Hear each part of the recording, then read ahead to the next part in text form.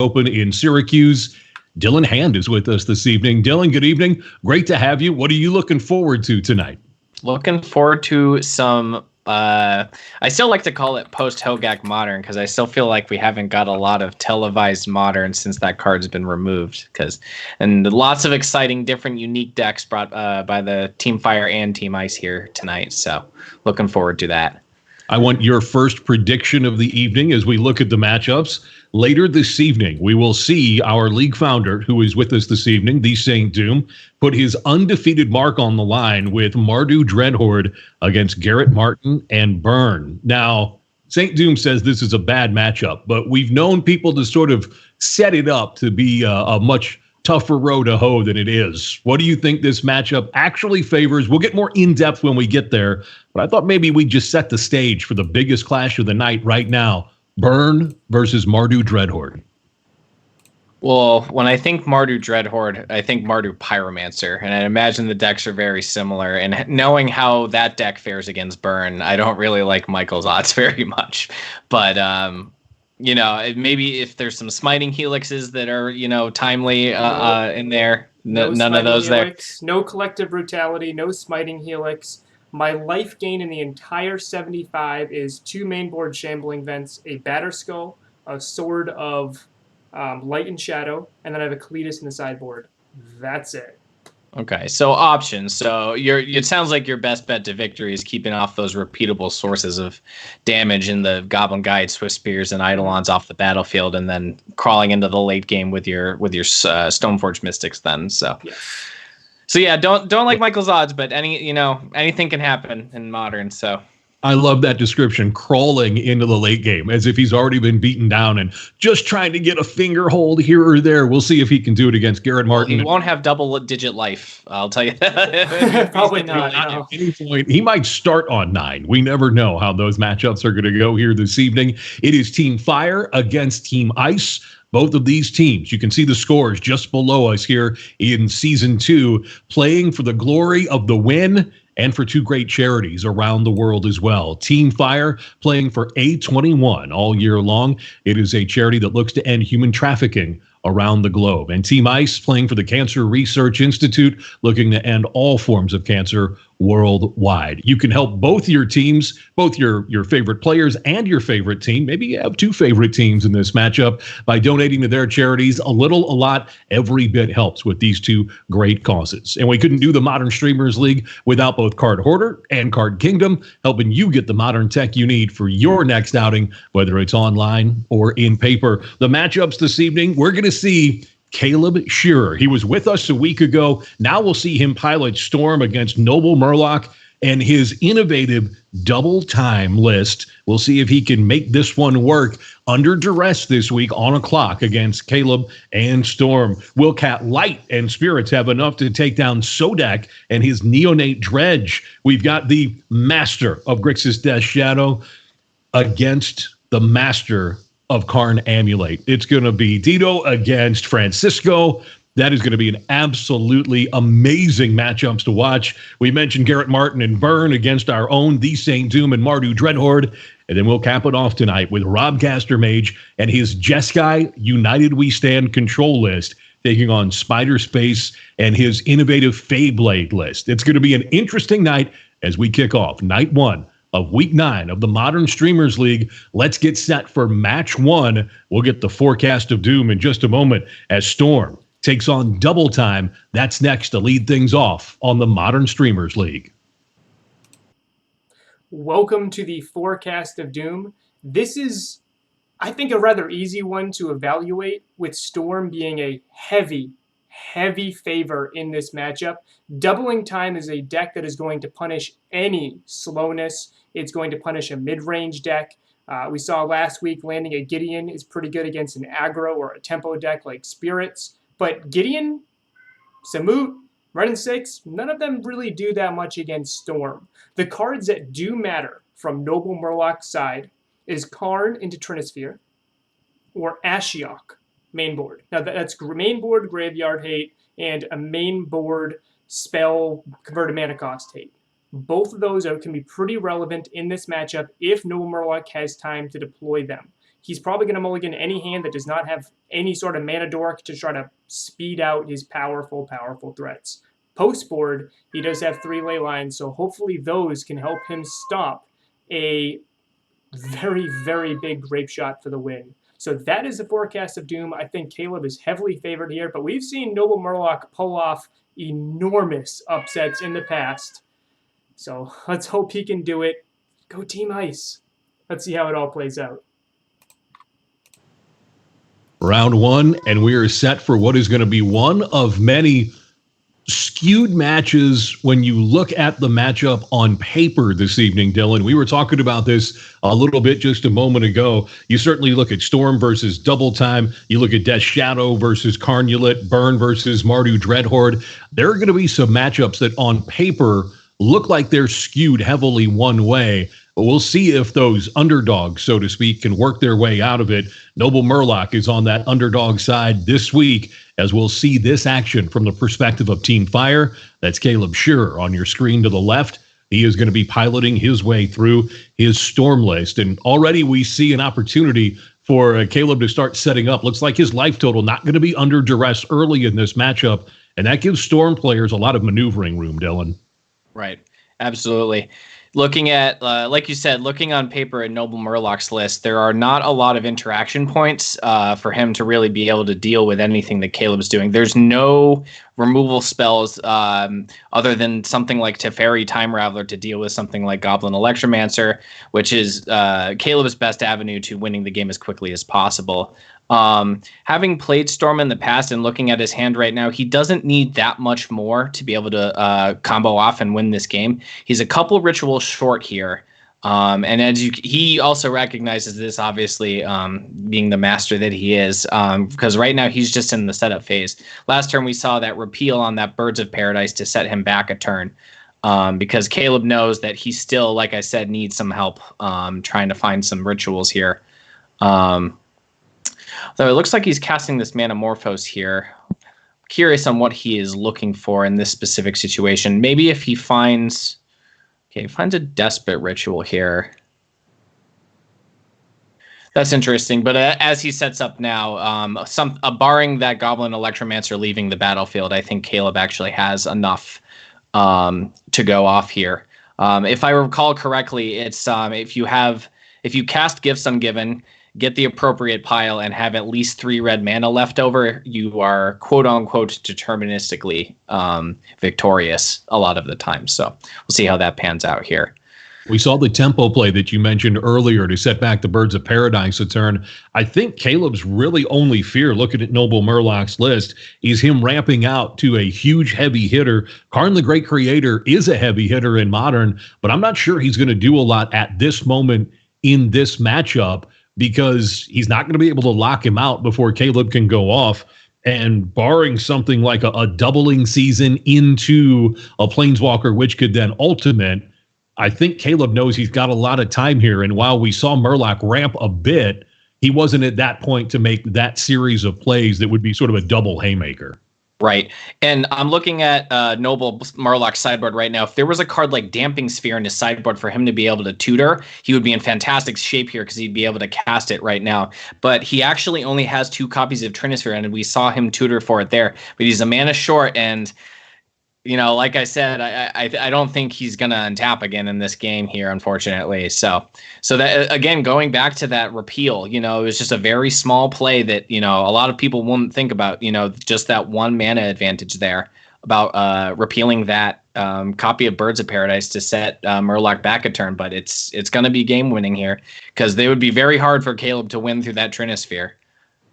The likelihood of someone of Caleb's skill level and familiarity with his list getting not the correct 4 here has to be absolutely minimalist, I would imagine at this point. Yes. He's going to know that no matter what Noble Murloc gives him, he's going to have avenues to go off. And you want to talk about a card that didn't need help to get any better. You're now manamorphosing for 1 mana to create 2 and drawing a card. It's just absurd when you have a mana reducer in play.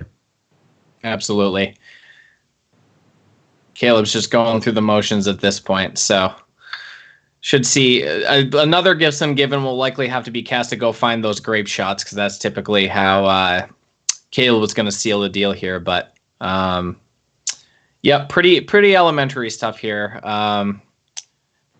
This turn here brings me back to the days of, I played Storm for a good while, and I was a student of Caleb. He has a blog, I believe it's called adventuringgear.com, that I would frequent quite often before I knew Caleb personally, because I was a big fan of Storm and, deeply respected the work he puts in with this deck. So I don't expect he's going to have to go through the motions very often. There is one thing I've learned by being part of the MSL, and that is that Noble Murloc is both a very knowledgeable player and one who knows when the jig is up. So I would imagine that we are very close to seeing game one concession coming from Noble Murloc of Team Ice. Right, absolutely. I'm looking here. I don't see, any sort of instant speed interaction here while we wait for this combo to finish here. I see a copy of Ashiok in the main deck. I wonder if that, if going back, if that was the turn 2 or turn 3, or yeah, I guess it would have been the turn 3 play. If that would have been relevant, exiling Caleb's graveyard, shutting off Gifts Ungiven as well, because it prevents Caleb from being able to search his library. So that's a card we might see here in the post-board games that might be relevant as well. So just one in the main, and you're looking at non-creature spells for Noble Murloc. Almost all of them are planeswalkers. That is a heavily featured advantage when you're looking at doubling season type lists, but none of them were relevant in game one. Dylan Hand, you already mentioned that you are looking at the sideboard options for Noble Murloc here in games 2, and he hopes 3. Trinisphere seems obvious. E-Bridge can help you on certain board states for Caleb, but what is it that Noble Murloc's looking at beyond the obvious in Trinisphere? I think it's everything that Karn can't tutor here, except for maybe that lone copy of Ishkanah Gref Widow hanging in the sideboard. I mean, Leyline of Sanctity, that card comes into play on turn 0. That shuts off Grape Shot completely from being able to deal lethal damage to Murloc, as well as 3 copies of Rest in Peace to shut off the graveyard. So honestly, there is a lot of haymakers in this sideboard that's going to make Caleb's his path to victory, much, much more difficult. And Caleb identified this. I don't know if you caught it, but he cut Gifts Ungiven, which is a common thing if you expected Leyline of Sanctity, since that card targets. So that looks like Caleb is switching to pieces of the puzzle instead of Gifts Ungiven, which was a common way to juke both something like Leyline of Sanctity and Graveyard Hate as well. So we'll see how that plays out. But Noble Murloc didn't really have good, no stack-based interaction in game 1 or anything like that. But, post-board, there are a lot of permanent-based hate that is going to make it very difficult for Caleb to win here. And when you look at Caleb's interaction with permanent-based hate, he has the couple of remands, but that has to be used on the stack. You look at the 1 repeal, he can go Echoing Truth if he would like. He also looks at a couple of Abrade, and those will be good against the artifacts, of course, but Rest in Peace, Leyline of Sanctity, they're not going to be much help in that situation. Nope. Although, so it looks like Murloc did have the copy of Leyline of Sanctity, but no lands. So is that good enough? I'm going to lean towards no. I didn't quite see if Caleb had any copies of, goodness me, the name is escaping me, Empty the Warrens in his deck post board. But if he has a copy of that he can get, that is an effective way to beat Leyline of Sanctity. Though it looks like the land got found, and then also playing a Birds of Paradise. So he went from 0 to 2 sources of mana very, very quickly here. So. And if he can find the 3rd, it'll almost be like he didn't miss that turn 1 land drop. So Noble Murloc, hoping that he can squeeze out some more mana. Birds of Paradise, Sylvan Caryatid. So he's got 7 mana producers in the creature column to go along with 21 lands. So 28 mana sources if you're Murloc. Now I can see why he might have been okay with keeping that non-lander at first. You take those 7, you've got 53 cards left in the deck. You're looking at a propensity of mana sources at that point. Right, exactly. So we see a Peer Through Depths. Is that it looks like a cantrip of some sort of Serum Visions. And then some other cards are going to go to the bottom here. I'm very curious on if Merfolk will follow up with a copy of Rest in Peace to eliminate these the graveyard, cutting off cards like Past in Flames from being relevant as well too here. Great draw over there from Caleb with that lightning bolt, because he knows that there isn't another land in Murloc's hand as it stands. So getting rid of that bird is super important. Now it comes down to Murloc's draw. He finds a land to follow up. And there's the Rest in Peace. That's a big draw. And now Caleb's hand starts to look like he's got a couple of replaceable 1/3 beaters, because Baral is legendary. He can't have both of them out at the same time. Now he's looking, I would imagine, for very specific pieces in his deck. Yep. His hand, like you said, that extra copy of Baral, not doing much. These rituals, not doing much. That copy of Grape Shot, with no answer to that Leyline of Sanctity, not doing very much. So, Grape Shot notably can still deal with a problematic Planeswalker if it comes down, but that's not really what you want to be aiming those Grape Shots at. So, Caleb's really on the lookout for a copy of something like Repeal to deal with that Leyline of Sanctity, or just even empty the warrants would do wonders here. Yeah, the one main deck Repeal, and then Caleb's sideboarding so quickly, I didn't even see if he brought in the Echoing Truth that he has in the board to give him sort of another bounce out, if you will, to a specific piece of hate. All the rituals, all going to the bottom. There's pieces of the puzzle. That is a fantastic draw here. Caleb using one of his rituals here so that he'll be able to keep some mana in his mana pool as well. This will leave him with 2 red left over. Oh, there's a copy of Repeal. Okay.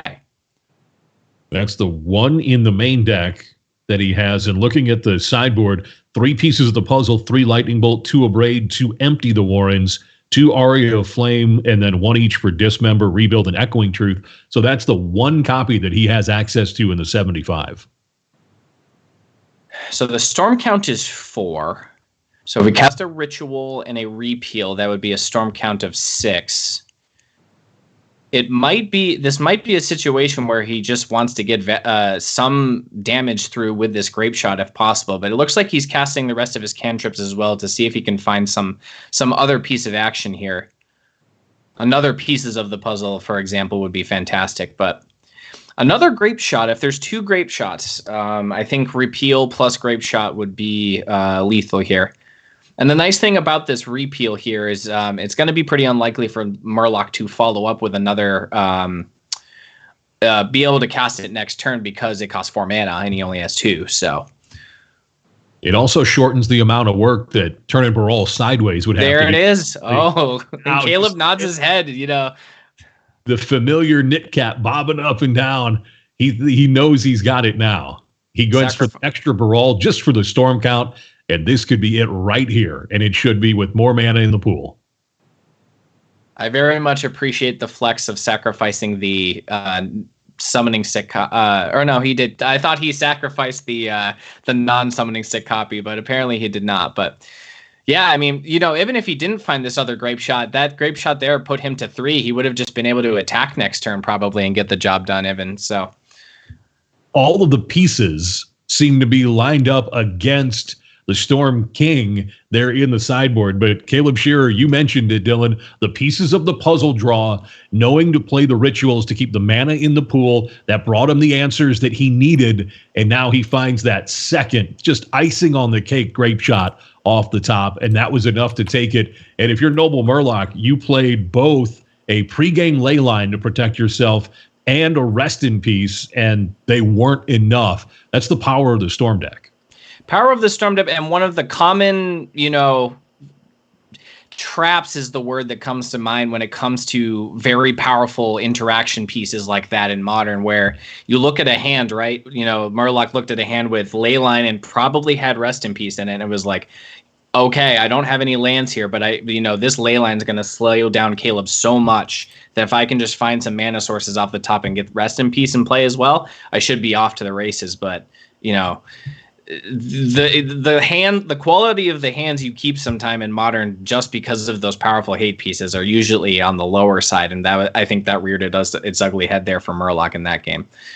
We mentioned it, 3 matchups on paper skewing heavily in favor of Team Fire tonight. TheSaintDoom is here from Team Ice. We already see Team Fire take match 1. This is one of those matchups that we all thought was sort of heavily in Fire's favor. You're still here a little bit later on are going to have to battle uphill to hold on to that undefeated record, but I would imagine Team Ice probably likes this matchup more than the first one we saw with Sodek on Neonate Dredge about to take on Cat Light and Spirits. I think this one still probably favors Team Fire, Cat Light, and the Spirits deck, but I don't think nearly as heavily as we just saw Storm favored in the previous matchup. Right. I mean, she does have a lot of flying creatures, which can get over the top. So she does have a lot of interactive pieces to it out of the board. She is missing Rest in Peace, which I'm just going to jump to it. It makes, because of open deck lists, it makes Sodek's life easier. He doesn't have to bring in the Enchantment Killer, Nature's Claim. He can bring in Ancient Grudge if he feels that the weapons are an issue. Because her graveyard hate is tied to a creature, his creature removal is actually what matters in the matchup, not Nature's Claim. That's a huge piece that Sodek gets favored because of open deck lists. Normally, Dredge would have to bring in Nature's Claim against a white deck saying, I've got to be able to beat this Rest in Peace, but he knows there is no Rest in Peace. He knows there is no Leyline. He knows there's none of those cards he has to worry about, so he can just keep on going on, and he just has to play around Remorseful Cleric. Cat Light and Sodek. Round 2 coming up. And if you've been paying attention to Magic at other places beside the Modern Streamers League, well, congratulations on the free time you have to follow the hobby that we all love. But you may have missed it. 2 of our MSL celebrities were dominating in another format. We'll fill you in on who they were and when you'll get to see them play this week, all as we continue the Modern Streamers League with the forecast of doom. It comes up ahead of round 2 next here on the MSL.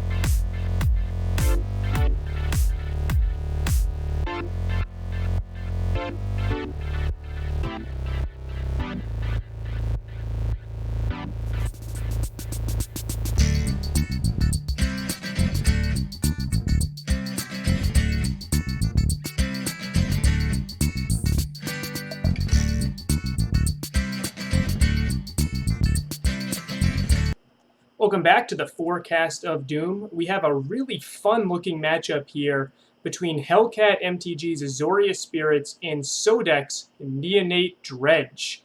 This looks fun to me. We have all the buildings of a mid-range ground smash fest. We have flyers on each side. We have powerful spells on each side. Stoneforge Mystic versus Conflagrate. Unsettled Mariner against Conflagrate. Lots of really interesting things going on in this particular matchup. I've identified a couple of the key cards. I think Spell Queller can be really important for Cat if she can catch a timely Conflagrate, or if it's small enough, a timely discard spell like a Shriekhorn or a, why am I forgetting the name of that 2-mana one? Cathartic Reunion. If she can catch any of those with a Spell Queller, she might get way, way ahead. Stoneforge Mystic getting Batterskull can be huge. Stoneforge Mystic getting Sword of Light and Shadow, gaining a ton of life can be huge. Lots of really cool grindy options from Hellcat. On the sideboard, she gets access to really, really unique stuff called Remorseful Cleric. Not exactly a modern staple, but a really unique way to deal with a graveyard. Now, that she can protect it with a Giver of Runes to time it right so she can blow up a graveyard, but she's only got 2 of those. So her graveyard hate is really, really lacking. That puts me to favor Sodek in this matchup overall, because he, again, like I was saying a little bit before, his open deck list lets him sideboard more efficiently. He can bring in Ancient Grudge if he feels like the equipment is an issue, or if he just wants to hit Nether Vial. He can bring in Lightning Axe if he wants to kill more creatures. And he has Creeping Chill to slow down the aggro of all those flying spirits. This matchup looks really interesting to me. I'm really excited to see how it plays out. Let's see how it exactly does that. Let's see how it all plays out.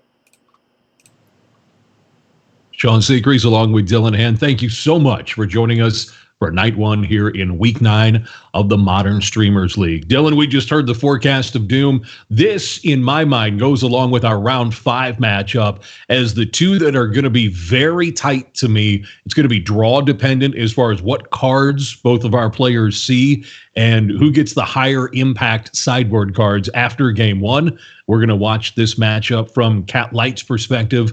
The Spirit Queen, right back at it. And with her evasive, synergistic threats, it seems to me like she might have the leg up here in this matchup. Absolutely. Both of these players are at home, really. You know, we have Kat, who has been playing Spirits for a very, very long time, experiencing a lot of success on the SCG Tour and the GP circuit with this deck. She knows exactly what she's doing. We even saw this already playing the Mausoleum Wanderer over the Giver of Runes right off the bat to do exactly what is happening right now. You know, I want to say it fast before it gets off the screen. You know, countering that Cathartic Reunion on turn 2.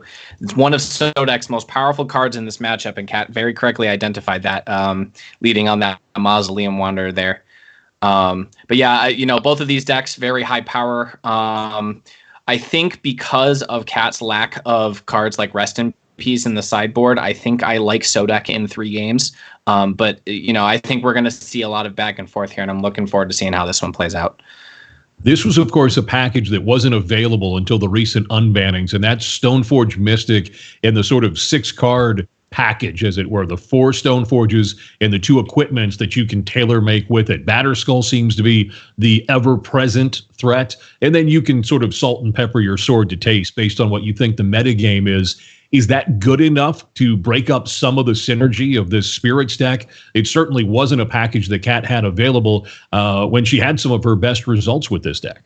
Yep, and it's absolutely a shoe-in into this deck. You know, coming from playing a lot of Modern Humans myself, where the mana base in Humans doesn't let you play a card like Stoneforge Mystic because you need that white mana to activate that ability. Spirits has no such problem. You know, has always played just a typical normal fetch mana base. So Stoneforge Mystic, you know, being able to equip those swords and Batterskulls to otherwise kind of small creatures sometimes, like Mausoleum Wanderer, for example, you know, really added a very large element to this deck. Cat missing some land drops here, but this Batterskull should prove pretty effective for at least a little bit here.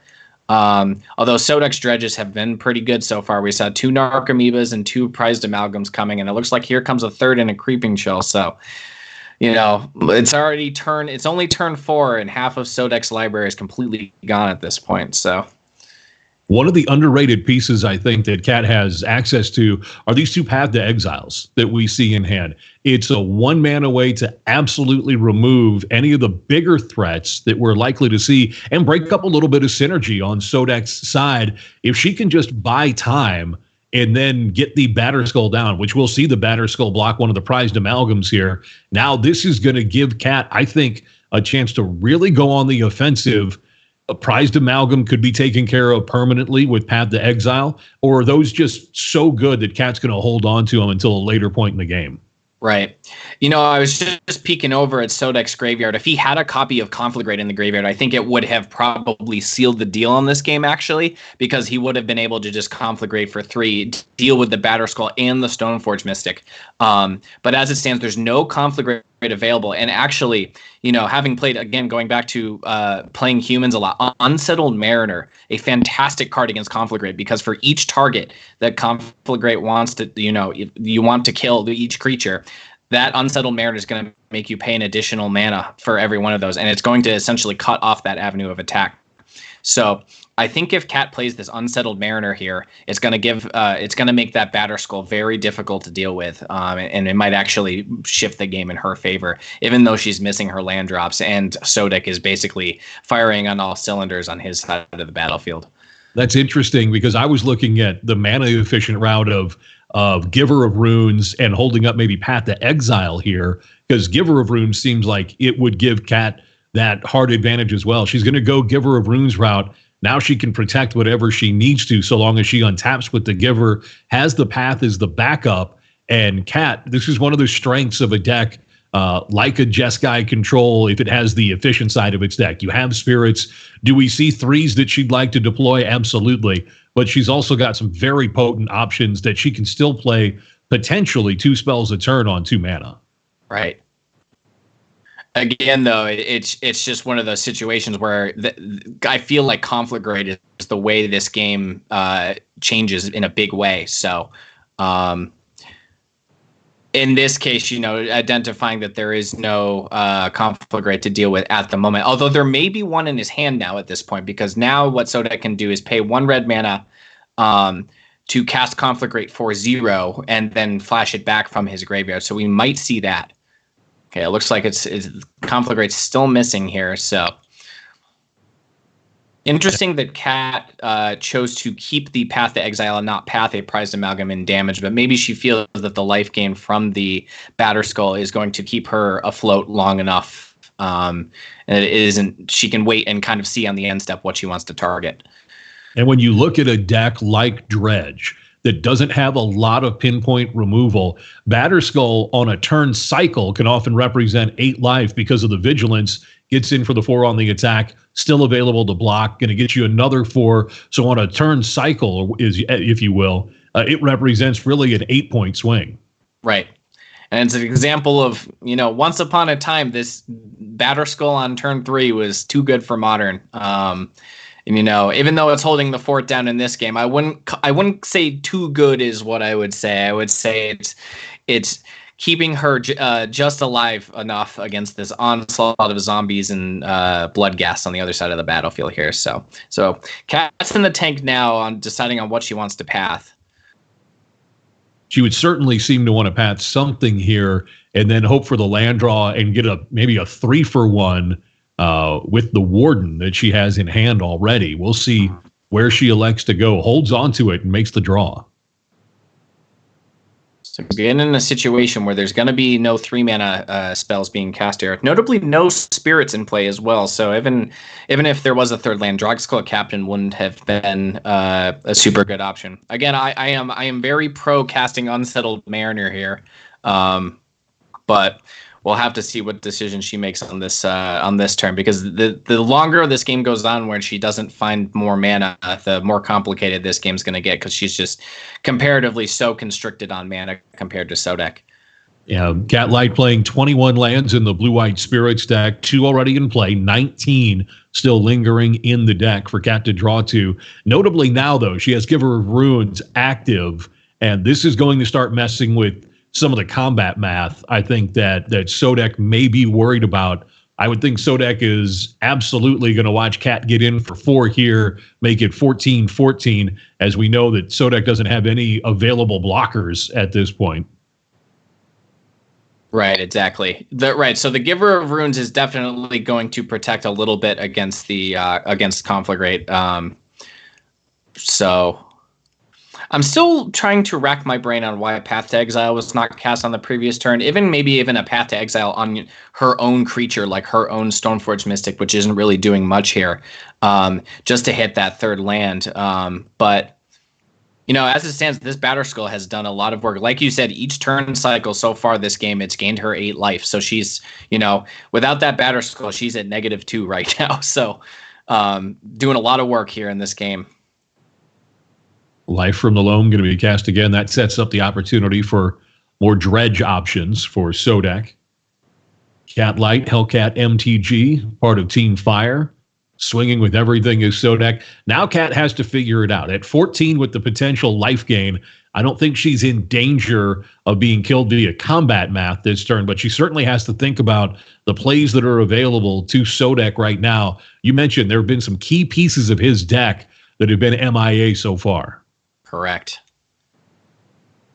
And again, coming from a perspective of playing humans, that Conflagrate is one of the nastiest cards that any creature deck can ever come across. But it is noticeably absent. I'm actually going to see how many copies Sodek is currently running. Do you happen to have the deck list? 2 in the main deck. 2 in the main deck, okay. And 2 in the total 75, so both in the main. I commented earlier on how fast he churned through his deck by turn 4 in this game, but still just no Conflagrate to be found in the top half of his library. Even the top 75%, I suppose. Yeah, that's really what we're looking at now. And I'm wondering, in Cat's mind, if representing the Path to Exile isn't more powerful than actually using that Path to Exile and tapping out here, because we're seeing her hold up again so far. Right, now looks like it's time to fire off a Path. Targeting her own Stoneforge Mystic this time. Okay, so she's valuing that 3rd land here. And I really like this because this Deputy of Detention can do some serious work on this battlefield here for sure.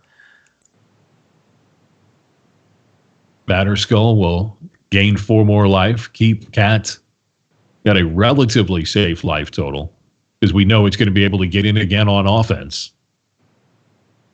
Bloodghast. Couldn't do any blocking when it was untapped, and certainly not going to do any blocking now that it's tapped. One of those text lines that sort of rein in a little bit of the power of the card, but so good, even with that quote-unquote drawback. Stinkweed Imp, hardcast Stinkweed Imp here is actually a pretty good play because what it does is it really puts Cat in a position to use the Giver of Runes either after blocks or to prevent blocking altogether on the Batterskull, because the Batterskull, the strength of it in this game has not just been the blocking but also the attacking it's done every turn, and this Stinkweed Imp threatens to put a damper in that, but she has plenty of options to deal with it, so we'll see how she chooses to navigate this turn. That has to feel a little bad for Cat. She paths her own creature to make sure she gets the 3. Now the Seachrome Coast, which is going to come into play tapped because she already has 3 other lands in play. But she knows she's slowly ramping up to a point to where she'll be able to deploy multiple spells per turn that cast for more than one on the CMC. Right. This Deputy of Detention seems awfully good here to me as I look at the makeup of Sodek's board. I think I like it as well, but again, it creates this interesting scenario where I'm not 100% sure she can send in the Batterskull, because the only way to protect it really is to tap Giver of Runes or Path the Stinkweed Imp. If she chooses to Path the Stinkweed Imp, that means she can't cast Deputy of Detention this turn. And even with all that lifelink, Sodek has basically hit every single one of his creatures, all the prized amalgams, all the Bloodghast, all the Narcomoebas are on the battlefield right now, and he's just able to go wide right now, and even with all that life gain, has whittled Cat down to 8. So, and I don't know how many copies of Creeping Chill we've seen, but I think I only saw 1. So, there still might be 3 copies of Creeping Chill hanging out in that library, representing 9 more damage here. So, and Sodek does run the full set in the main, so all 4 copies present here in game 1. I see 2 cards exiled, so perhaps there's 2 that have been hit so far, but I know I've seen 1, but I don't know if a second one's been hit. This is game 1 here in round 2.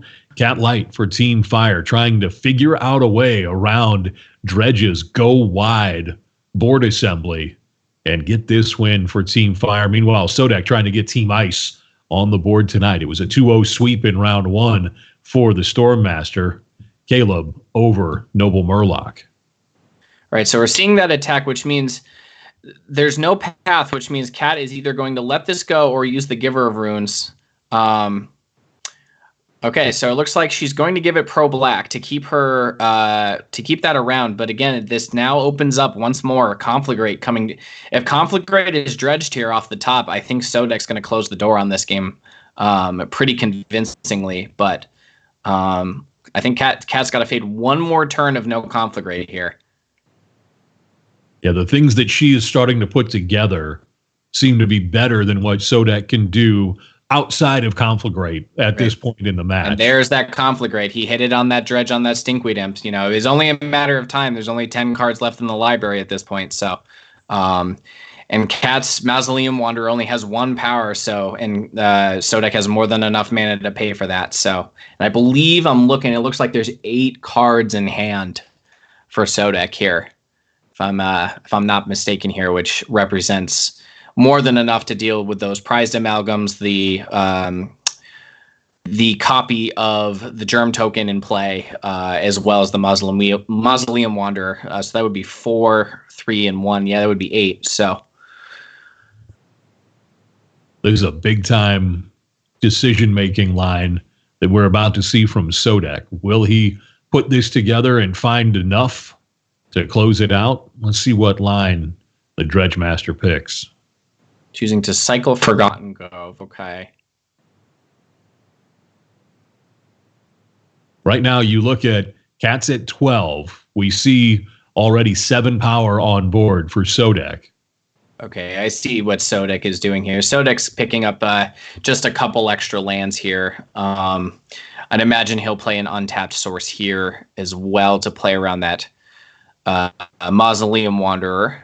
Bring back a Bloodghast for good measure here. Interestingly enough, if Sodek discards 9 cards here, he can only put Cat to 11 if he chooses to kill the Mausoleum Wanderer, the Deputy, and the Germ token here, because that's 8 plus the 1 targeting Cat would put her to 11, which means those Bloodghasts don't have haste. So that 1 additional copy that came in doesn't have haste, which means he'll only be able to attack for 1, 2, 3, 4, 5, 6, 7. So it looks like that is what he's doing. Cat hovering over the concede button here.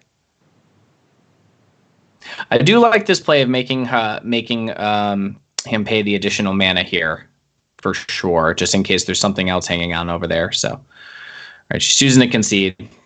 And Cat Light looked like she was stabilizing throughout that game, but so wide so early for Sodek, and that's certainly one of the avenues the Dredge can take on its powerful early turns. But you looked at the mana bottleneck that Cat ran into on some key turns of that game. If she'd been able to dispense the creature that you were calling for throughout the matchup and hold up the Path to Exile on the same turn cycle, we might have seen a different outcome, but that's not what happened. Sodek had to wait till late to get that Conflagrate, but it was enough even that late. Yep. And again, I think, unfortunately, that copy of Unsettled Mariner would have been the nail in the coffin for making graveyard jokes here, to Sodek really having that avenue to victory. And also, there was that one turn where there was a turn past where Cat held up mana for Path and chose to not target anything. Again, being able to target her own Stoneforge Mystic just so she would be able to hit those land drops and deploy the rest of her hand. That's a common theme we see in Modern, where players die with a lot of cards in their hand. And there were a lot of really powerful options stuck in her hand because she didn't have enough mana to really cast any of them in that game. And Dylan, you mentioned the ability to target your own creatures with Path to Exile. That I think players are aware of, but maybe splitting them, because when you were talking about that potential line of play, we saw Cat with 2 Path to Exiles in her hand, maybe 1 to fix her own mana issues, and then 1 to start picking apart the team for Sodek. I thought that was interesting that she chose to pass a couple of times with double Path to Exile. Right. Yeah, I mean, the games definitely get much more complicated when you don't have a lot of mana in those situations, and it comes to just optimizing it to the best of your ability, so that you get, like I said, you get to deploy all of those spells. Because card advantage doesn't matter as much in Modern if you die with a whole slew of cards in your hands. So, and a deck like Dredge is going to it's going to punish you, and it's going to kill you quickly before you get to deploy all of those threats. So Dredge isn't burn itself, but we see very much of the philosophy of Fire school of thought, which is the extra cards don't matter if you're dead. And that's what Dredge is trying to do. And Sodek knows with his Dredge list right now that he doesn't have to play around Rest in Peace, because in the MPL, once the deck lists are submitted and they are released to the public and the players simultaneously. So while players don't know what other players are on when they make their picks, once all of the deck lists are turned in and verified, then they're open to the public. That includes other players. So right now, Sodek knows that he's not going to have to face down Rest in Peace from Spirits. Right. And, as a result, Dredge, a deck you don't want to water down very much. It's something that it begrudgingly has to do a lot of the time. But, just those copies of Lightning Axes and maybe that lone copy of Vengeful Pharaoh is all he'll pretty much need in this matchup, because he knows he just needs to deal with creatures. As someone who's tried to make Vengeful Pharaoh work in creative ways in the past, I love the fact that we see Modern Dredge sort of adopting it as some sideboard tech, and maybe we'll get to see Vengeful Pharaoh, the 5-drop, come into play for Sodek here in Game 2. Game 1 to Dredge, Team Ice and Sodek. This is Game 2. Team Fire has already taken round 1 here this evening. Cat Light on the play.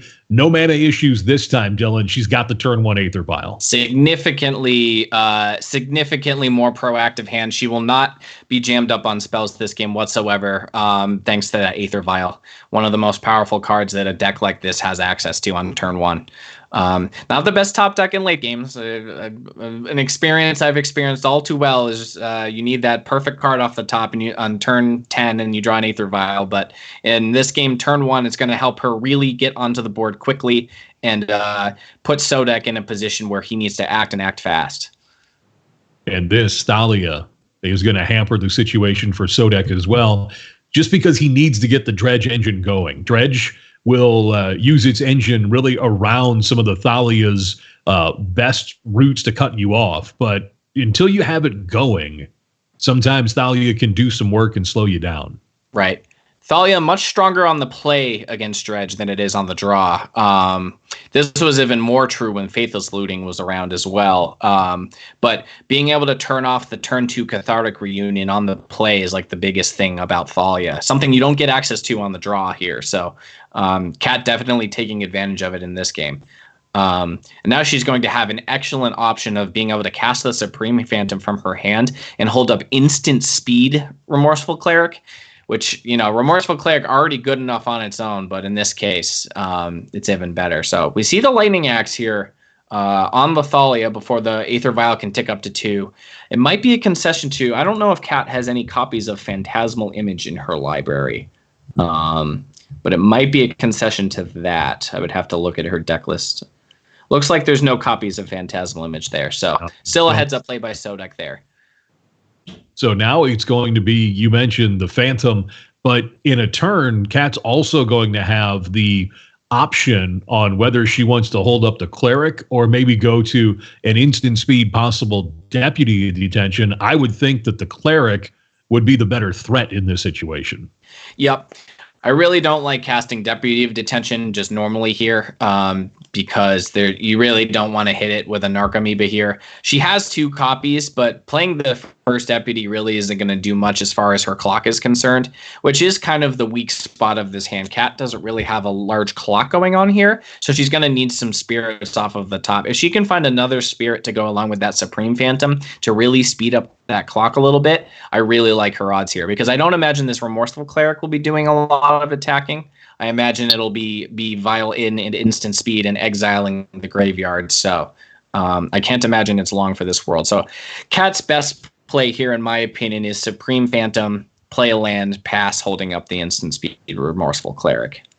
We'll see how Cat wants to develop this situation here in Game 2. Coming up on Wednesday night, we have two outstanding Modern Streamers League players who just showed their quality in another format in live Magic. At GP Atlanta this weekend, the Modern Streamers League very own Cyrus Corman Gill took it down with his favorite deck, Storm in Legacy. Congratulations to Cyrus Corman Gill on his first ever GP win. And a man who thought that, we might just be leading with him when we talk about it. Capolo finishing in the top 16.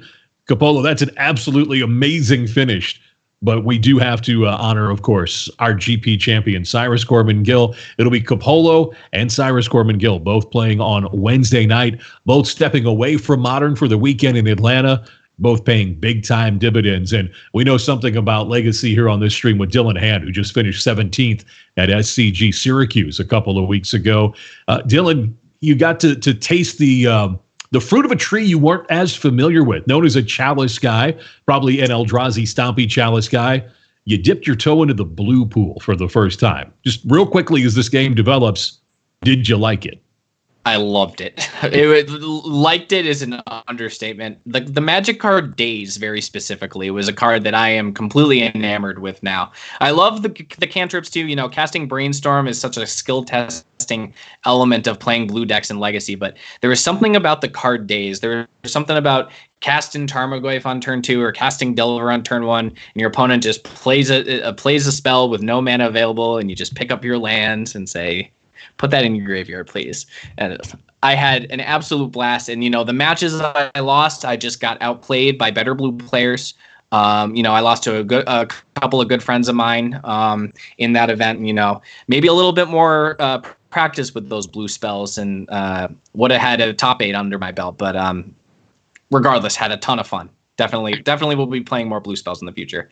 Congratulations on the great finish, and thanks for hanging out with us here tonight on the Modern Streamers League. Kat deciding to really unleash with her hand here. We saw the quick play of the Deputy of Detention. We've already seen her decide to use the Cleric. We talked about it. She was able to get a large graveyard from our opposition here in round 2, Sodek, excuse me. And now she's looking at that Spell Queller.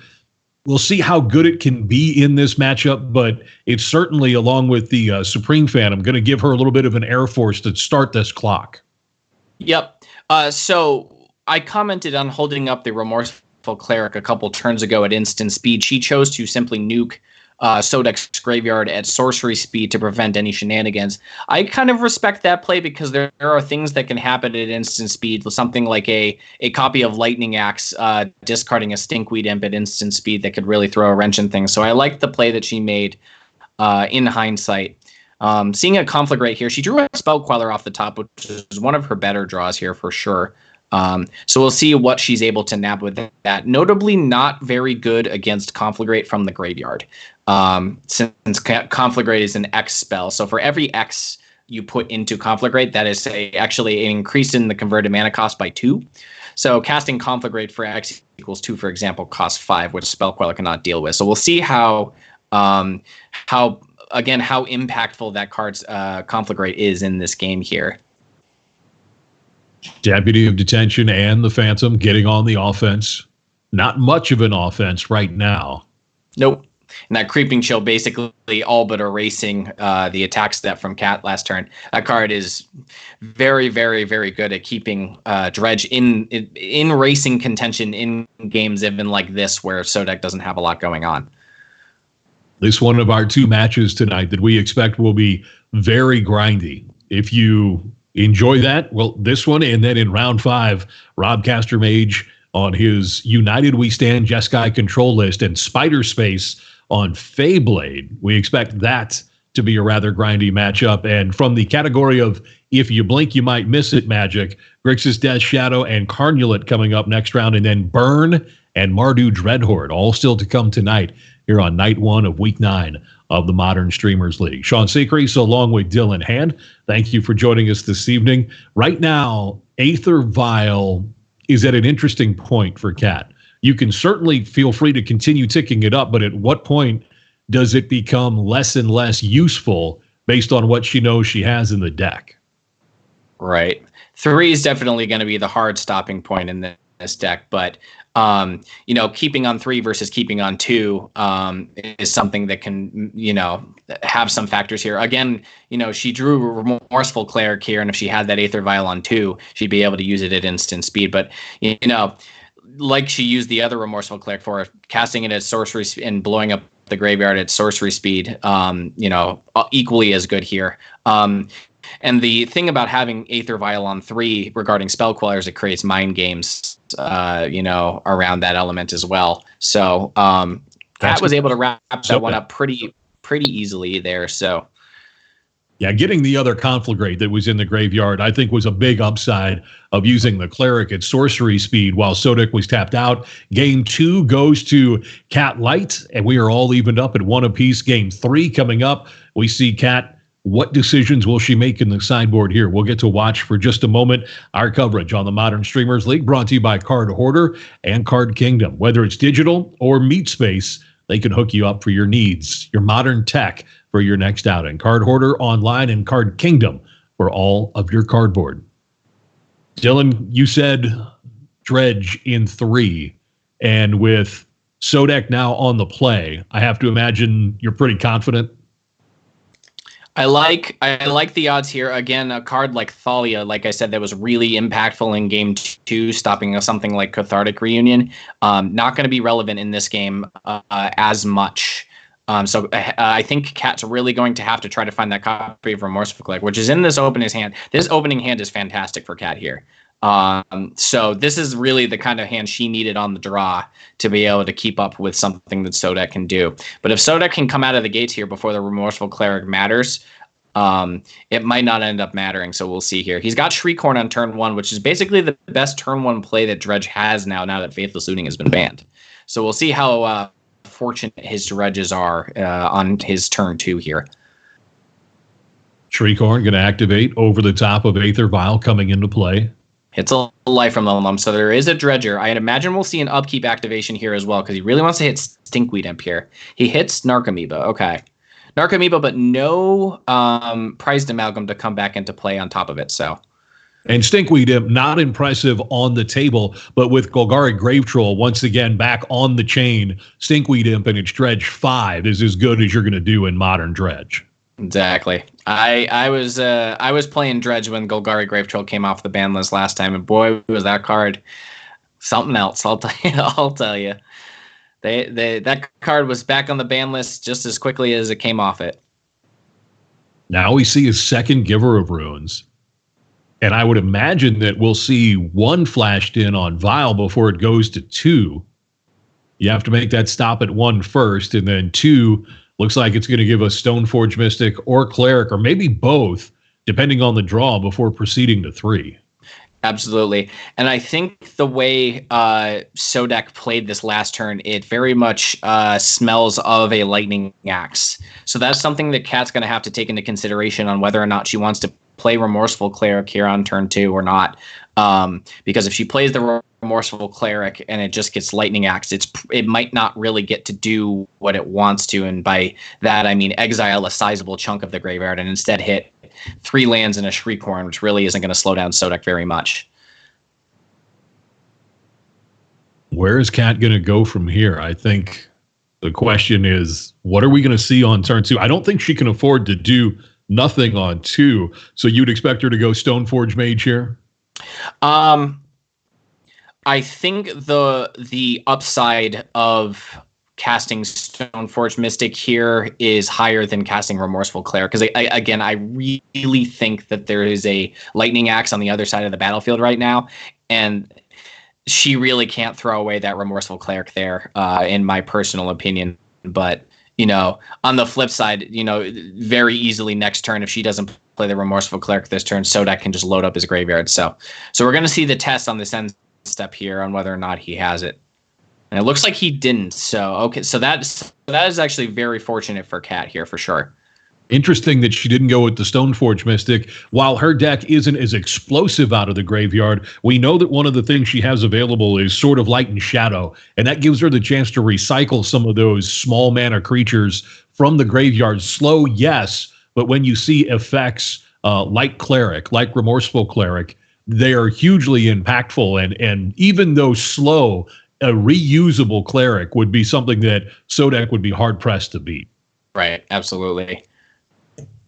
Sodek basically doing what he has to do here and put Cat to the test at multiple junctures here. We saw a Life from the Loam targeting 3 lands in the graveyard, which, on the surface, it's probably not something that Cat is interested in, sacrificing the Remorseful Cleric to deal with. But the best thing I think that Sodek can do is basically put Cat in a constant state of having to make a decision on when to activate this Remorseful Cleric. Oh, goodness. Dark Blast here is actually very timely here.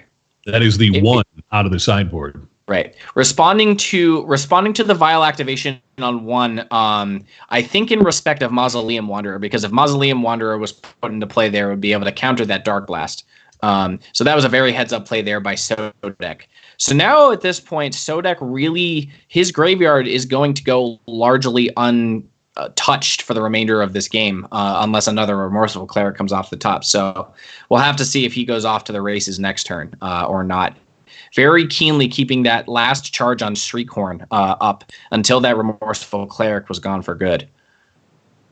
We'll see just how much he wants to dump into the graveyard right now and whether or not he's going to try and maybe respect that Aether Vial that's still sitting there on 2. For what Sodek is looking to play around, maybe just being able to respect something like a second Cleric is a consideration right now when you look at how the deck has been constructed for Cat. Right, absolutely. I don't think while I said that Sodek's graveyard is not going to be touched, I don't think any of Cat's creatures are going anywhere anytime soon now, thanks to those double Giver of Runes. So I think both decks are going to get to do their thing here, and we're just going to see who ends up going over the top of the other here.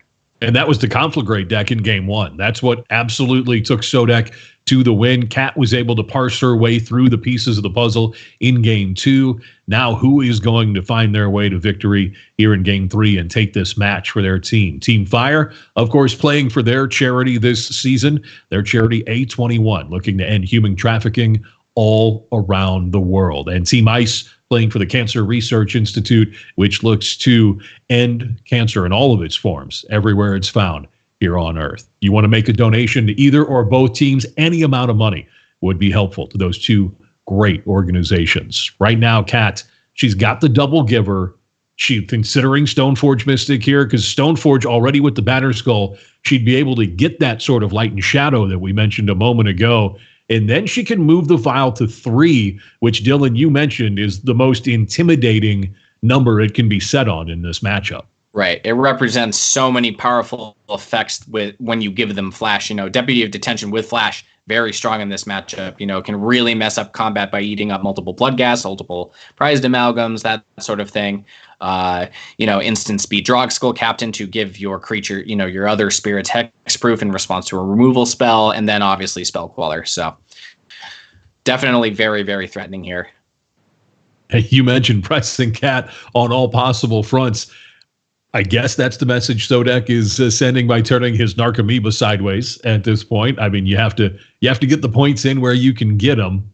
Yeah, absolutely. It puts a lot more pressure on those creeping chills to flip off the top if you're not pushing this damage here. And he's saying, even if there is a Flashed in Supreme Phantom here, there's nothing I really can do about that. I gotta try to get my points where I can and hope it's good enough. We're seeing the lack of Faithless Looting really, really hurt here, I think, as we crawl into the late game, because this is a situation where a Faithless Looting in the graveyard would be fantastic to flash back here. Life from the Loam going to be used. You mentioned earlier Golgari Grave Troll. It was back sort of in the doghouse almost as quick as it was let out. It was out in a time where Faithless Looting was out as well. Right. Obviously, we know the strength of Faithless Looting, and we know the strength on its face of Golgari Grave Troll. Is Grave Troll still the same problem in a world without Faithless Looting, or is that just slicing the hair too thin? Because we certainly see Dredge is still, if not a pillar, then one of the forces in Modern. That's an interesting element, and that one's actually really hard to tell because it was the combination of Faithless Looting and being able to dredge aggressively with Golgari, Gravetroll, and Stinkweed Imp. The removal of Faithless Looting does change that element a little bit, but I think, as far as just saving face is concerned for Wizards, I think they can't unban a card a second time only for it to end up being a problem. So I think just from being a conservative standpoint, I would not take it off the ban list. As for how impactful it is in a non-Faithless Looting world, that's hard to tell unless you play some games with it. And I'm sure Sodek would be very, very happy to see that card come off the ban list, though. So it's probably best staying where it is now and staying there for good. Yeah, occasionally it's okay to make people happy. We'll see somebody later tonight in Rob Castermage who was happy that Jace the Mind Sculptor was let off the ban list as well, even though that card hasn't had the format warping effect that some doomsayers predicted when it was initially let off the banned and restricted list. We'll see Rob Castermage and his Jeskai control deck coming up in round 5. This is round 2, the decisive game, one apiece right now between Sodek on Dredge for Team Ice at the top of the screen and Cat Light on Spirits for Team Fire. You see from her perspective how this match is playing out, the cards in her hand on the bottom of the screen. Mm-hmm. And unless Sodek has something like Ancient Grudge, this Batterskull is probably going to run away with this game here. So we'll see how that plays out. So I'm just realizing, so Kat definitely drew Batterskull and then flashed in Stoneforge Mystic. So if I'm not mistaken, that must mean she doesn't have any other copies of equipment in her library then. Unless she just elected to fail to find, which I don't know would be advantageous. She has the main deck sort of Light and Shadow, but she sideboarded so quickly I didn't see if she elected to go without. I can only imagine that it isn't in the deck then at this point. So we'll have to see how that plays out here. I can only imagine that Sodek can sniff out that Batterskull is there if she did fail to find. Because it would be unlikely that Stoneforge is in the deck with no equipment available. There is the Batterskull. Now, the big question for Sodek, does he have an Ancient Grudge? 3 were available in his sideboard. Does he have a way to get rid of this board-dominating presence? It would appear not, because I'd imagine the upkeep would be the best time to have done that there if he had Ancient Grudge. That Mausoleum Wanderer also really, going to make it difficult for sure. And we now know that there's a double potential for Deputy of Detention with that vial set to 3. So that is going to be a way that Kat can really predict how things will end up in combat. And now we're starting to see Kat get aggressive. This is going to be an attack for 5. She'll gain 4, double Rune Giver up for protection, and Batterskull, of course, with Vigilance, going to be back to block. All of a sudden, you see sort of half the creatures in play for Sodek looking very, less than effective at this point because the Bloodghast can't block, and you don't want to give your opponent a free 4 life by attacking into the Batterskull. Right. Yeah, at this point we're officially hitting the late game. If you want to call turn 5 the late game in a game of Modern, where Sodek's engine is just not humming at all at this point, while Cat is very much is. This Batterskull with 2 Giver of Runes backing up, is going to be very difficult for Sodek to deal with Cat's battlefield. And really, it's really hard for a deck full of 3/3s and 2/1s to push through a 4/4 with a Vigilance and Lifelink here. Now Sodek thinking about what his options are at this stage. I think he knows what he has in hand and how to use it with the board. A lot of times when you see players think this long, it's because they're trying to deduce the percentage chance of what their opponent has and how things can go wrong, right? It's not how things go right for yourself. I think most players know that at this level. It's what can my opponent have to make things go wrong and how badly can it go wrong? Right. Yes, Cat. This is definitely Cat's game to lose. She has a significantly advantageous board state, so she, very methodically deciding, what is the way I lose this game, like you mentioned. So, Ancient Grudge still an option if it was cited in here. So we'll have to see if Ancient Grudge is available for Sodek. I just want to confirm, just because I keep talking about it, if copies of Ancient Grudge are in the sideboard. Yeah, 3 Ancient Grudges in the board for Sodek. How many he brought in, we don't know. We're not seeing the match from his perspective. We're seeing it from Cat Light's perspective for Team Fire all week this week. We'll see it from the perspective of Team Ice coming up next week in the 10th and final week of this edition of the Modern Streamers League. Cat really hasn't had a reason to deploy one of her deputies of detention at this point, and a second Narcomoeba I don't think is strong enough to draw one of them out. It may be just because the Narcomoebas just chump block for so much longer. And, if Cat is smelling blood here, she can just choose to use one of these deputies just to help push damage next turn. But again, maybe the conservative line, going back to what we were talking about, how can Cat lose this game at this point? And maybe it's aggressively using these deputy of detentions when she doesn't need to. So Cat Light seemingly having all the protection that she needs right now, double Giver of Runes. The only thing that she doesn't have is the mana to hold up to threaten to pick up the Batterskull at instant speed over the top of an Ancient Grudge. Right. Thug now on the stack.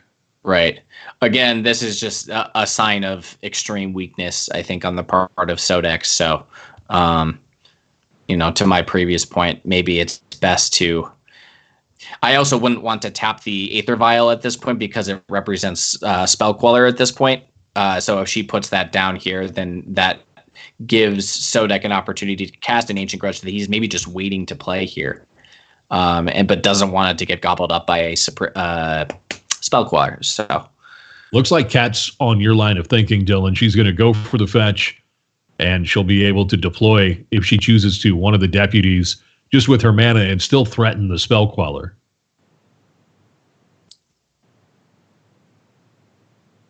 Boy, is that island even worth deploying, or is it worth more in the hand at this point?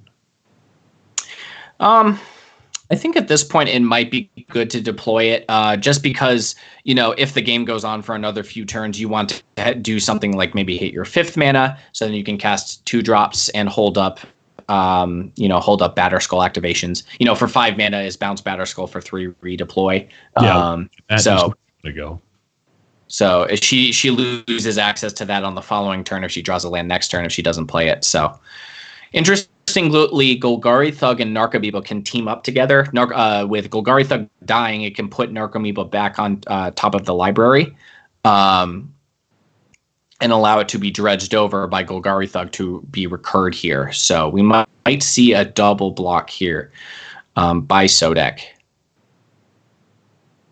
We will see no such block. And that's got to be tough with the double Giver of Runes up for Cat as well, to commit to that line. Right. She'll play the island, and will she pass or will she deputy here?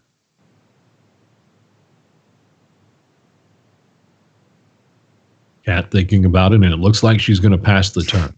Yep. I think the most important card on the battlefield right now is that Batterskull, and it just needs to be protected at all costs. Card we have not seen in a very, very long time. Batterskull. A card Still that was got legs. We saw that card in sideboards even when Stoneforge wasn't legal a few years ago, but the advent of cards like Abrade, Kolaghan's Command, a bunch of really powerful artifact removal spells saw that card basically disappear until, Stoneforge Mystic was taken off the ban list. Narcomoeba crashing in, looking to try and keep some semblance of tempo alive for Sodek here in Game 3. Sodek took Game 1, going super wide with his Dredge deck. Cat with Game 2, and then Game 3, developing with Cat on the draw It was Sodek who has sort of been looking for the pieces to get his entire engine up and humming as well as it did in game one. And Kat, Dylan, we talked about it. She opened nearly the perfect 7 to be on the draw against Dredge, and she has found a way to sort of head Sodek off at different points in this game. We saw the Remorseful Cleric. It wasn't, game deciding, but it did enough that it's let her sort of build out this board, and she hasn't had the mana constriction issues that she had in game one. Right, absolutely. She has definitely been firing on all cylinders in both of these post-board games. Still sort of loath to dispense with one of the 2 deputies of detention. She held on to the double path to exile for a long time in game one.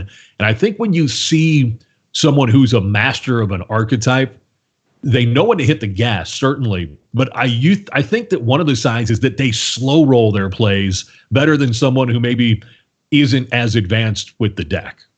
Precisely. We've seen an attack for 6 here. That Mausoleum Wanderer good at pumping up the other Mausoleum Wanderer so that it doesn't get traded with the Narcomoeba here.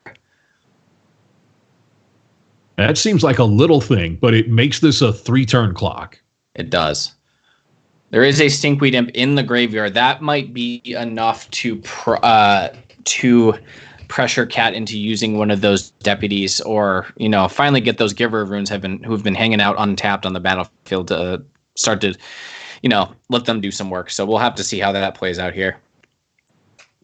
Yeah, Cat recouping that life, slowly but surely here, and Sodek slowly being chipped down. And it's interesting, the line that you were picking up on. If the Stinkweed Imp comes back, it has the Death Touch, and it can threaten to block the Batterskull. But if the Deputy of Detention comes down, takes the Narcomoebas, then one Giver of Runes can give Batterskull protection from black. Now Sodek's got nothing to block with. Right. That and the combination of just picking up the Batterskull again, it's just, 6 ways from Sunday. It just does. That Stinkweed Imp is just really not gonna cut the mustard, I think, here. And we see very careful to represent both the ability to play, say, a Spell Queller at instant speed, and then potentially flash a second one in with Aether Vial. Cat's represented a lot during this game and has held on to these 2 deputies for a long, long time. Mm-hmm. Well, did not disappoint as far as this game grinding here. There's the hardcast Stinkweed Imp. All right. And if you thought hardcast Golgari Thug earlier was a sign of weakness, this, I think, is just a follow-up signpost on that same trail. I would argue slightly less so because of how good, a 1/2 Death Touch flyer is in a lot of these creature matchups, but it still is definitely, I have nothing else going on. Now we're going to see a deputy. Yep. Going after Narcomoeba. Yeah, this leaves only black creatures for Sodek, so right. I think she sees the end of the line here if she can get there. Right. And that's going to leave him now. Well, the Stinkweed Imp flies, so it's not going to be lethal on this turn. Unless she goes with the second deputy, takes away the Stinkweed Imp, then you're going to have the Mausoleum Wanderers and the Batterskull. Right, so with the Mausoleum Wanderer off the top to pump the other 2/2 to also make them 2 power threats. I think that's actually going to do it here.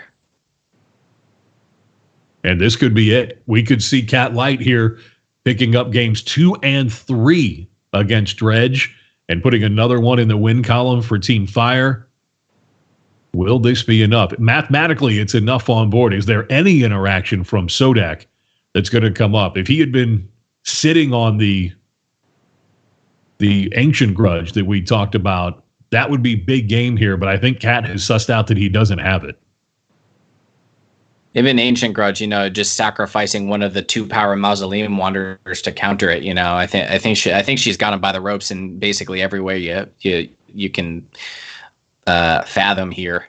And she really flipped that around. You talked early in this game about Sodek looking to pressure on all fronts. Kat was able to put up enough defense on those fronts to build this game state. And now she's the one pressuring the Dredge deck really on all fronts. And it looks like it's going to be enough to take her across the finish line. Yep.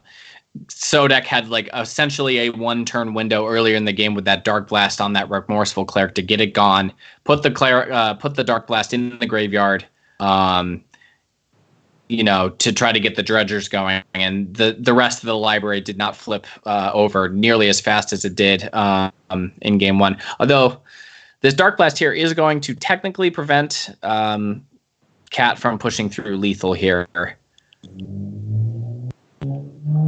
And I'm starting to wonder if the Stoneforge Mystic and the Deputy of Detention should have come in to respect this, because then it would still be a lethal attack. But then there is the other Giver of Runes too. That's true. And that should be enough. The second Giver gives the protection from black, and that's going to be it. Catlight, the Spirit Queen, comes back, takes games 2 and 3 from Sodek, and Team Fire continues to advance its position here in Week 9. That's a shake of the head from the undefeated TheSaintDoom. He might be Team Ice's best hope for a victory tonight. We'll see in just a couple of rounds coming up. Dylan, that was a grindy matchup. You mentioned what may have been the turning point there in Game 3 when Sodek didn't have the opportunity to press the advantage off the Dark Blast. Were there other points in the game that you thought things could have played out differently? Other than the lightning axe that I talked about very early on in that game, at the end of what I think was Kat's second turn, where Sodek played a tapped Forbidden Caves and then passed the turn with 1 red mana up. A lightning axe there would have maybe even accelerated things a little bit further, but I really think in the end it really kind of just boiled down to there was no Stinkweed Imps, there was no aggressive dredging of the library, no cathartic reunions to really get the engine churning there. And that was, I said it during that match, Sodek really sorely missed Faithless Looting in that game. Faithless Looting was, the lack of it there was big. TheSaintDoom, Mike Oldenburg with us as well. As you look back on what your prediction was in the forecast of Doom, we talked about it during the match. You mentioned it in the lead up. No rest in peace for Kat. I'm not going to say no problem, but she was able to figure out enough other avenues that it wasn't a fatal miss in the sideboard. She really leaned hard on the Battered Skull, which is really, really important. Not seeing an Ancient Grudge on Sodek's side. I'm not sure if he brought him in, but I feel like that was the best card on her side. Also, she only had the 2 Remorseful Clerics, and she saw them. Like, that was really, really important. When you have a 2 of in your sideboard, and I think she saw 3 of them post-board games, that was really, really important.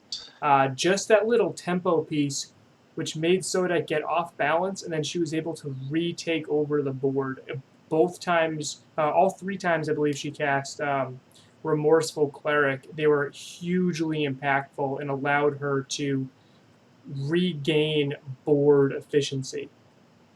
Yeah, we saw her see not only both Remorseful Clerics, but Dylan in game 1, even though Sodek won it, it was very late. He has the 4 Conflagrates in the main deck. They didn't show up to the party until late, but they got there on time to get it done. He just wasn't able to put that together in game 2 or 3 as Team Fire takes their second win tonight. Can they make it 3 in a row? Dino Guidotti, who has been one of the dominant players in this league, along with TheSaintDoom on his Grixis Death Shadows list, can he take down Karn Amulet, piloted by the master, Francisco himself? He's joined us for commentary previously. We have an idea on how he likes to construct his Karn Amulet decks, and he will walk us through this version of it with his very own deck tech. That and our forecast of Doom all coming up before round 3. This is night 1 of week 9 of the Modern Streamers League.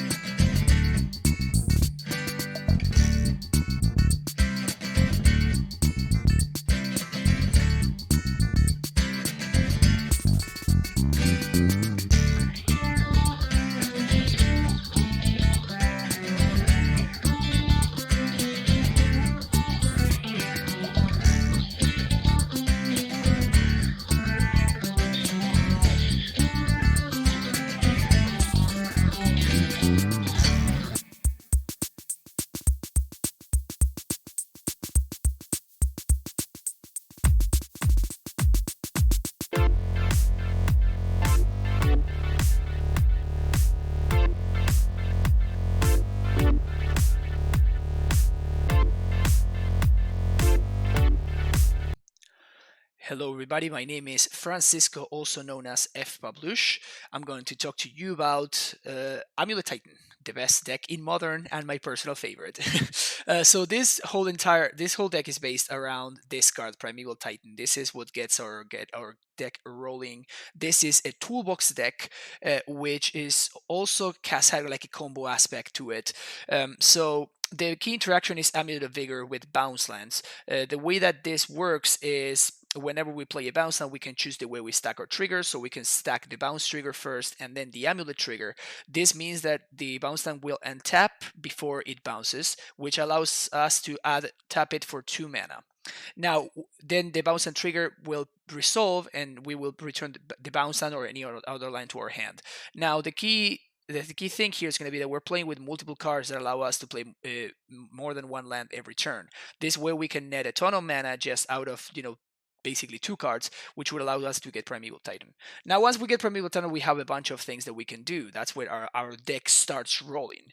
So one very powerful thing to do is we can use Boros Garrison and Slayer Stronghold to haste our Primeval Titan, which will allow it to attack and give us yet another trigger. We can also give it double strike thanks to Sunhome Fortress of the Legion, and we can get other cards that are going to allow us to survive. Colony Garden, Radiant Fountain, Ghost Quarter to destroy opposing lands, Field of the Dead to go wide against mid-rangey and decks that want to go long, Cavern of Souls against control, Vesuva to copy any of our other lands, and then we also have Tolaria West. Tolaria West is yet another toolbox that we get access to. With Tolaria West, we can use Simic, and itself, the Simic will bounce the Tolaria West, right? So we get it into our hand and we can transmute it. We can get access to Summoner's Pact, which gives us more Primeval Titans. Pact of Negation in order to counter our opponent's stuff. Engineered Explosives to blow stuff up, and Walking Ballista to ping them to death. Another aspect is because we didn't have enough toolboxes. We wanted to add more, so we have Karn the Great Creator, which can lock up the game with Mycos and Lattice, though this is not very common, really. Usually you end up getting stuff like Wormcoil Engine, Engineered Explosives, Pithing Needle, and Tormod Script in order to help you develop your game plan. In the sideboard, we have access to 1 more land in Bojuki Bog, and against graveyard strategies, Abrades to destroy Damping Sphere, as well as creatures of all sorts. Negate, very good against Scape Shift, Tron, and stuff like that, and even the Control Mirror. Hornet Queen to go wide and against mid-range strategies. Baloth against aggro, and also John's discard decks. Force of Vigor destroys, as well as Reclamation Sage. Reclamation Sage, a card that we can pact for, by the way. Force of Vigor and Sage are good against Blood Moon, which is the vein of this deck's existence, basically. And then finally, Excavator against decks that will try to destroy our lands or where we want to get value from our lands. I try to fit all of about this deck in as small amount of time as possible. I did 2 3-hour primers on this deck, so if you're interested in learning more about it, you can go to my YouTube channel, Fpawlusz MTG, and you will find the Demystifying Amulet Titan videos there. Hope you enjoyed this quick deck tech, and keep on rocking with that MSL. Go Team Ice! Welcome back to the Forecast of Doom. This is a really fun one. Anybody who really watches these knows I'm pretty partial to Amulet Titan, but Grixis Death Shadow kind of eats Amulet Titan alive. Now, there's a lot of different versions of Amulet Titan, which watch some of Francisco's streams, watch some of my streams, watch some Month and Wine streams. You'll see all the different versions. Francisco's on the red splash, which means he's running Abrade instead of Path to Exile in his sideboard. Abrade is not as good against Death Shadow and Gurmag Angler as Path to Exile is. So right off the bat, Francisco isn't even running the best version to beat Dito's deck. Now, I do think Abrade is phenomenal, and I think Abrade is clearly the best version right now of Amulet Titan. It's the version I'm running as well. But just getting off the start, it doesn't line up as well against the threats Grixis Death Shadow is presenting. Now, there's some key interactions here. Engineered Explosives is the best card Francisco has of getting rid of Death Shadow. EE on 1 can easily kill a Death Shadow. And he can set that up pretty early because he only has to worry about that 1 Culligan's Command main board that can remove it.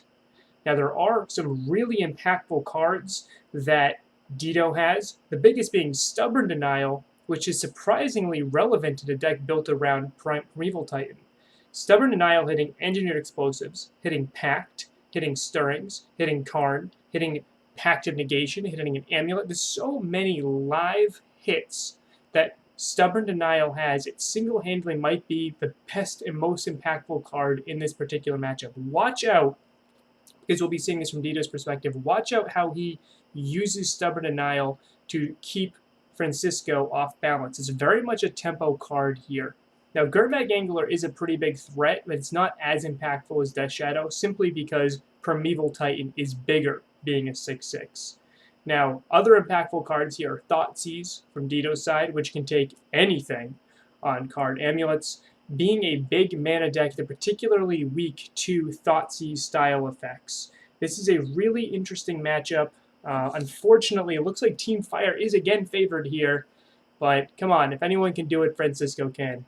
Let's see how this all plays out.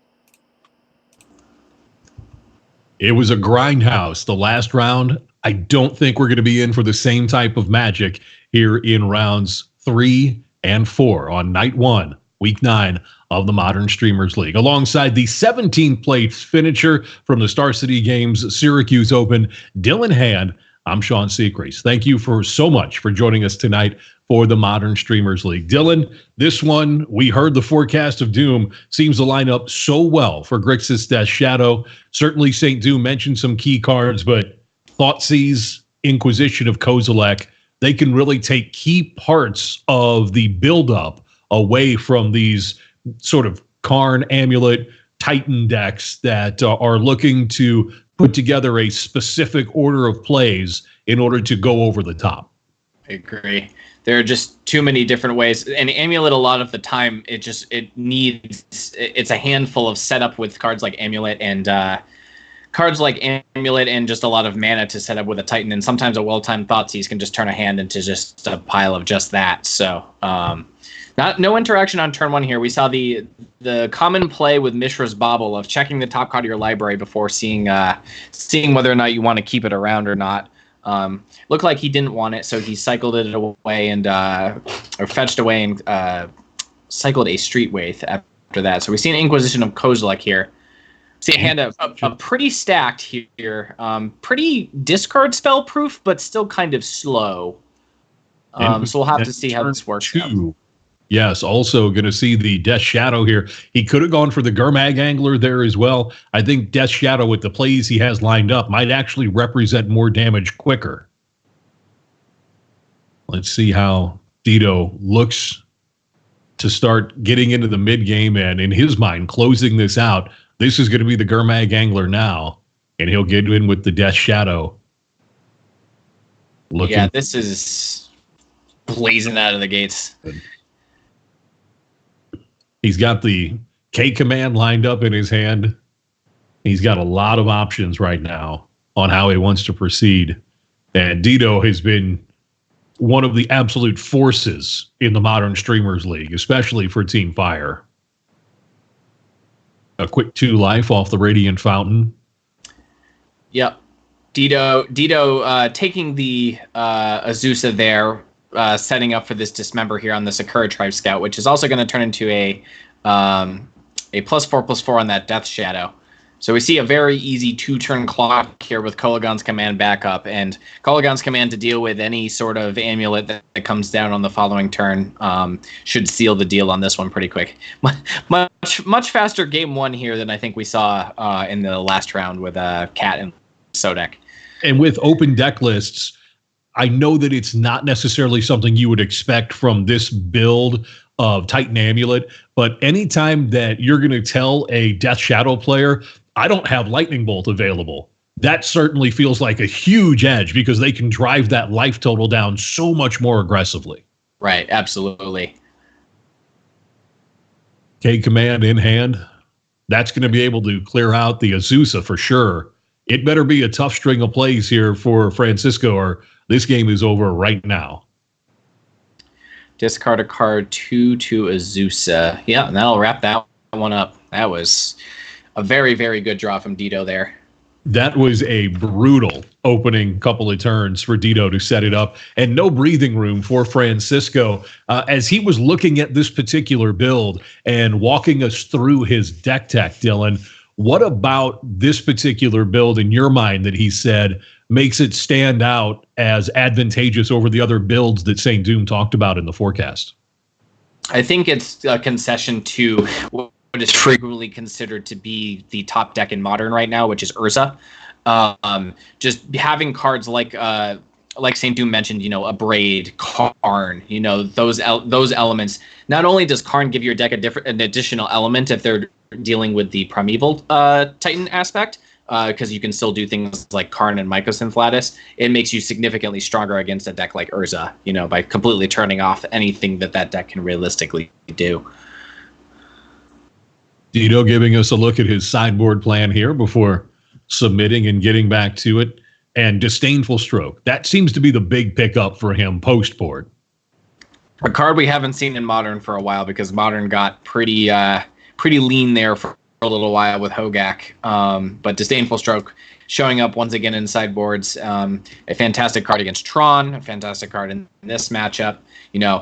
Doing double duty in this matchup, kind of going back to what we were just talking about, this specific build of Amulet. Not only is there a way to counter Primeval Titan, but it also deals with Karn as well. So that card's going to be very, very flexible for Dito here in this matchup. We'll see if he has maybe an even more scary opening here. Tamer Battle Rage is still one of the quickest ways to win in Modern, and he kept in a couple copies here in this post-board game. He came with 2 in the main, and he stayed with those here in the post-board game 1 after taking the first. Now we see Amulet opening from Francisco. So Francisco, notably, we might have missed it, mulligan to 6 here, which is a rough spot to be in against a discard deck. Meanwhile, Dito has it's a embarrassment of riches, I would call it here, to be able to deal with everything. Francisco having, other than his draw step, only lands in hand. This Abrade going to deal with this Amulet of Vigor here very quickly. And now we're back kind of in a situation in game 1 where, Francisco doesn't have much going on, and Dito just needs to find something like Death Shadow or Gurmag Angler to really just close this game out. How much does Francisco feel like he's on the hamster wheel? We saw Fountain in game 1 with this same play pattern, getting the extra 4 life, and it didn't matter a whit on how fast Dito closed it out. Now we see Francisco sort of trapped in the same play pattern because of that Inquisition and no other options after the mulligan to 6. If you're Francisco, this has to feel like you're almost dead man walking at this point. Absolutely. And we see we saw a Thoughtseize there taking a Primeval Titan. Again, only lands in hand now. Coalition Relic off the top here, which notably will give another top decked Primeval Titan next turn the ability to be cast. Do you even get a chance to do that with the Kolaghan's command in hand? I mean, Dito has to see that coming as well. Is it worth destroying that Coalition Relic and making the, I would assume, discard option the second choice? I think doing what Dito did here with play a Death Shadow, hold up Disdainful Stroke is good here, because this now puts a threat into play to get this game over with. We saw him keep double Death Shadow on top with these Serum Visions, so he's just wanting to get them into play to get the ball rolling. We don't know how effective, dealing the Kolaghan's command on the Coalition Relic is really going to be here. So I really like his line of play here. These Death Shadows notably stuck as 1/1s right now. There's no other ways for Sodek to Dito to deal damage to himself in this game currently. But, we're just a fetch land away from that all changing. The things that you could be looking at if you're Francisco, certainly you have the Walking Ballista that you would love to use out of the main at this point, but Engineered Explosives, I would have to think, would be a huge consideration out of the sideboard in order to help deal with this threat-dense but very efficient Grixis Death Shadow list. Right. Oh, Street Wraith off of there, a perfect draw into fetch land. That's +5/+5 for each one of these Death Shadows, instantly turning this game into a 2-turn clock. He can now attack for 12, twice, and then Kolaghan's command to deal 2 damage for 25 damage over a 2-turn cycle, which is just fantastic. And, you mentioned those engineered explosives that would be really good for Francisco here. We saw a Thought Scour target Frankie earlier, and it hit both copies of engineered explosives. You can see them in his graveyard right now off the top, which is extremely unfortunate here. And we see a third Death Shadow. Another notable thing here is that Stubborn Denial's ferocious ability has now been turned on. So it's going to be essentially impossible for Francisco to be able to deal with 2 counter spells here. 2 hard counters, as you were noting, for Dito at this point, with just 3 mana up. Right. Stroke to deal with Karn or Primeval Titan, and Stubborn Denial to deal with something like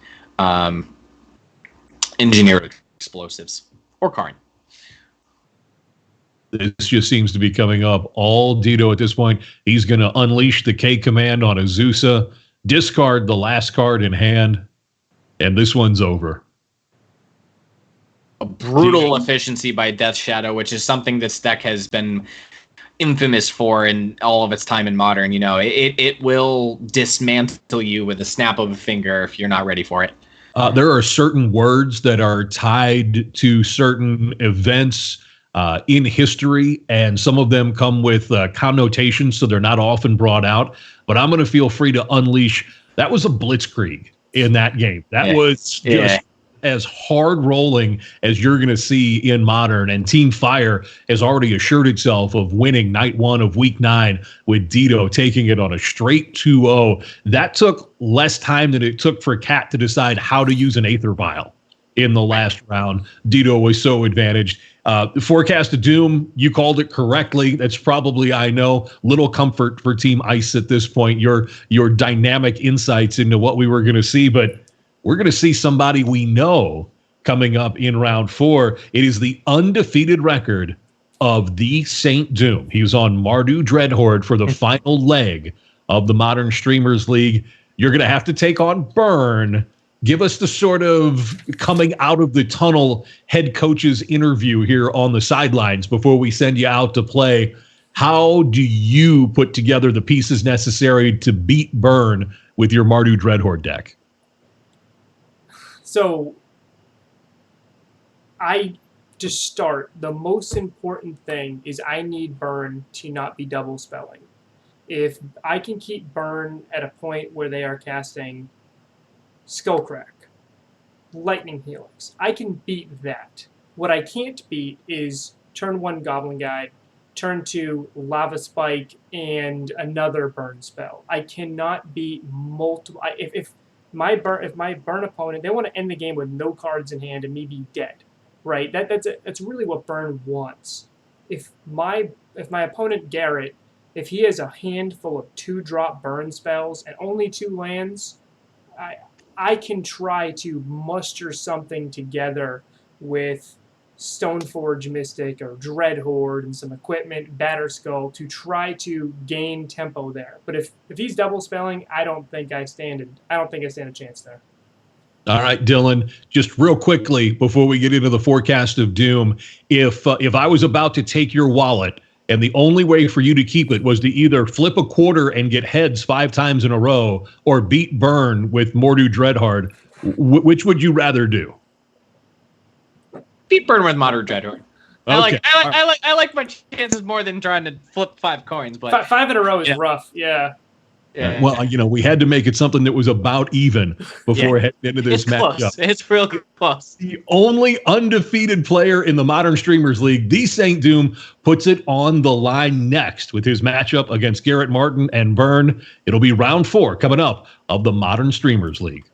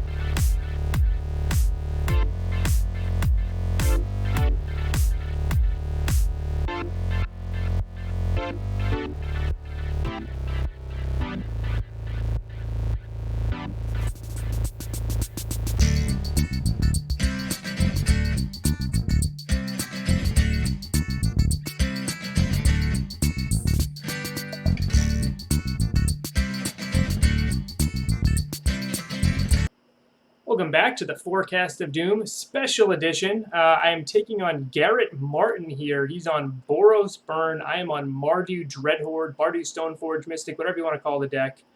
My pet name for it was Mardu Doomhorde, but I was afraid that wouldn't catch on.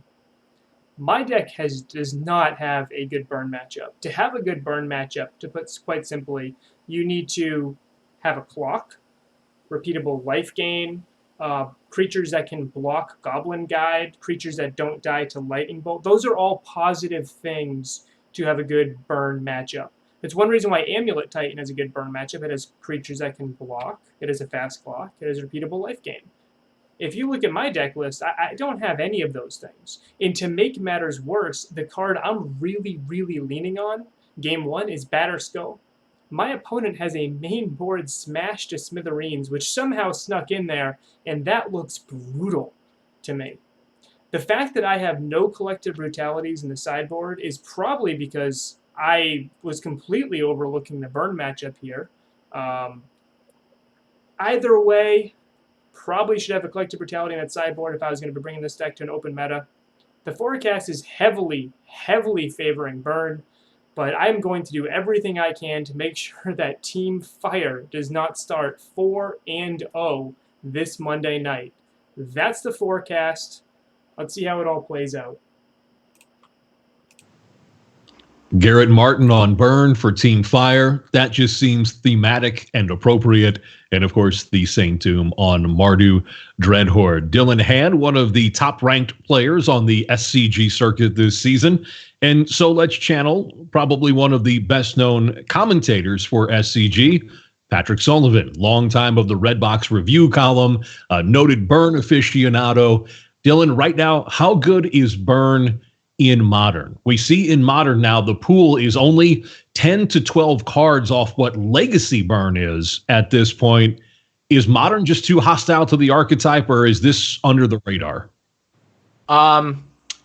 I would say that it is definitely not under the radar. I think Burn right now is one of the most represented decks in the format, and I definitely think it's probably in top contender for top 3 decks in the format. It lines up very well against what a lot of other decks are doing.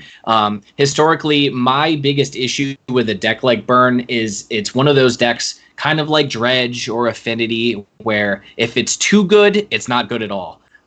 So it's kind of in a position right now where it's starting to push into too good, and people are really paying attention to it. But for right now, I really, really, really like Burn in Modern. Now we see an opening that SpiderSpace was worried about, and that was Goblin Guide into SpiderSpace able to take care of that Goblin Guide. But right now we see this Eidolon, and it's going to start putting in work. That was a quick Inquisition. Garrett Martin, I don't think going to be too worried about that.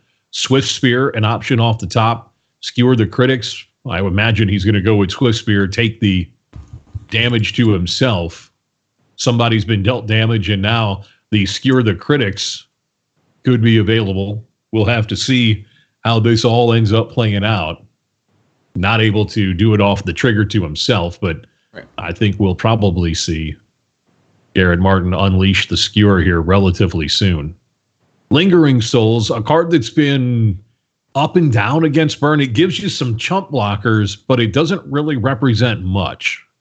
No, and this game is really close. I think we're really kind of seeing just why this matchup is so bad for SpiderSpace here. Is Garrett's draw has been pretty anemic, all things considered. But he's still really on the ropes right now against this slew of creatures. Getting this double block here on the Swift Spears is going to be nice here, especially because Skewer the Critics is kind of awkward here in that it's a sorcery, which means that it's going to be really hard for those Monastery Swift Spears, to get take advantage of the prowess from being able to cast that ability here. And you see Garrett identifies this here and decides that now is the best time to fire the spell off and put SpiderSpace to 6 here.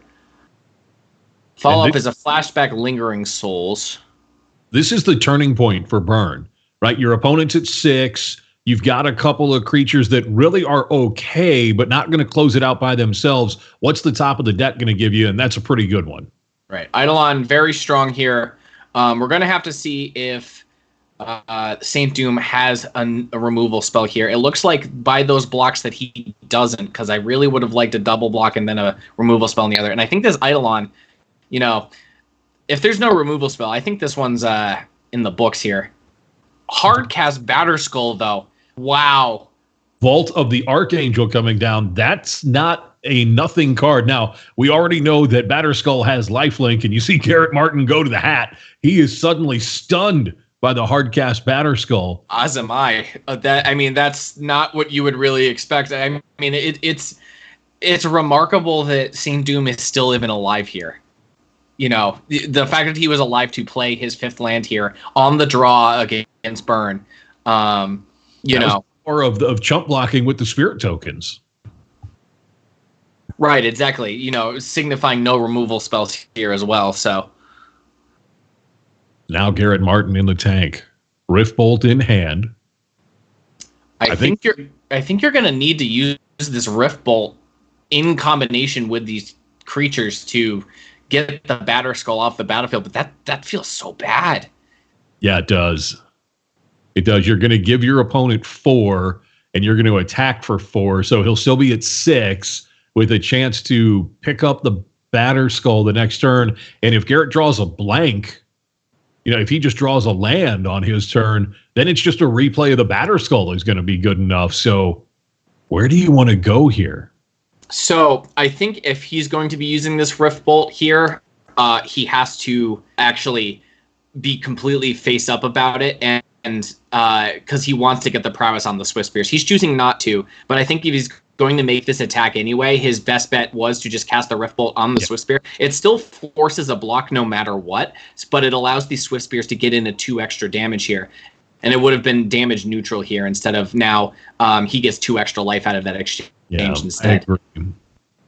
So now Garrett Martin, I have to believe at this point, SpiderSpace isn't buying that last card is anything valuable with the way that turn played out. Is he going to just pick up the Batterskull for his only play here? I would say he would not do that at sorcery speed, but okay, that is a strong play here too. That is going to rip the last card out of Garrett Martin. And he has the land to pick up the Batterskull. Oh my goodness. Oh my goodness. And just 1 for the Swift Spear.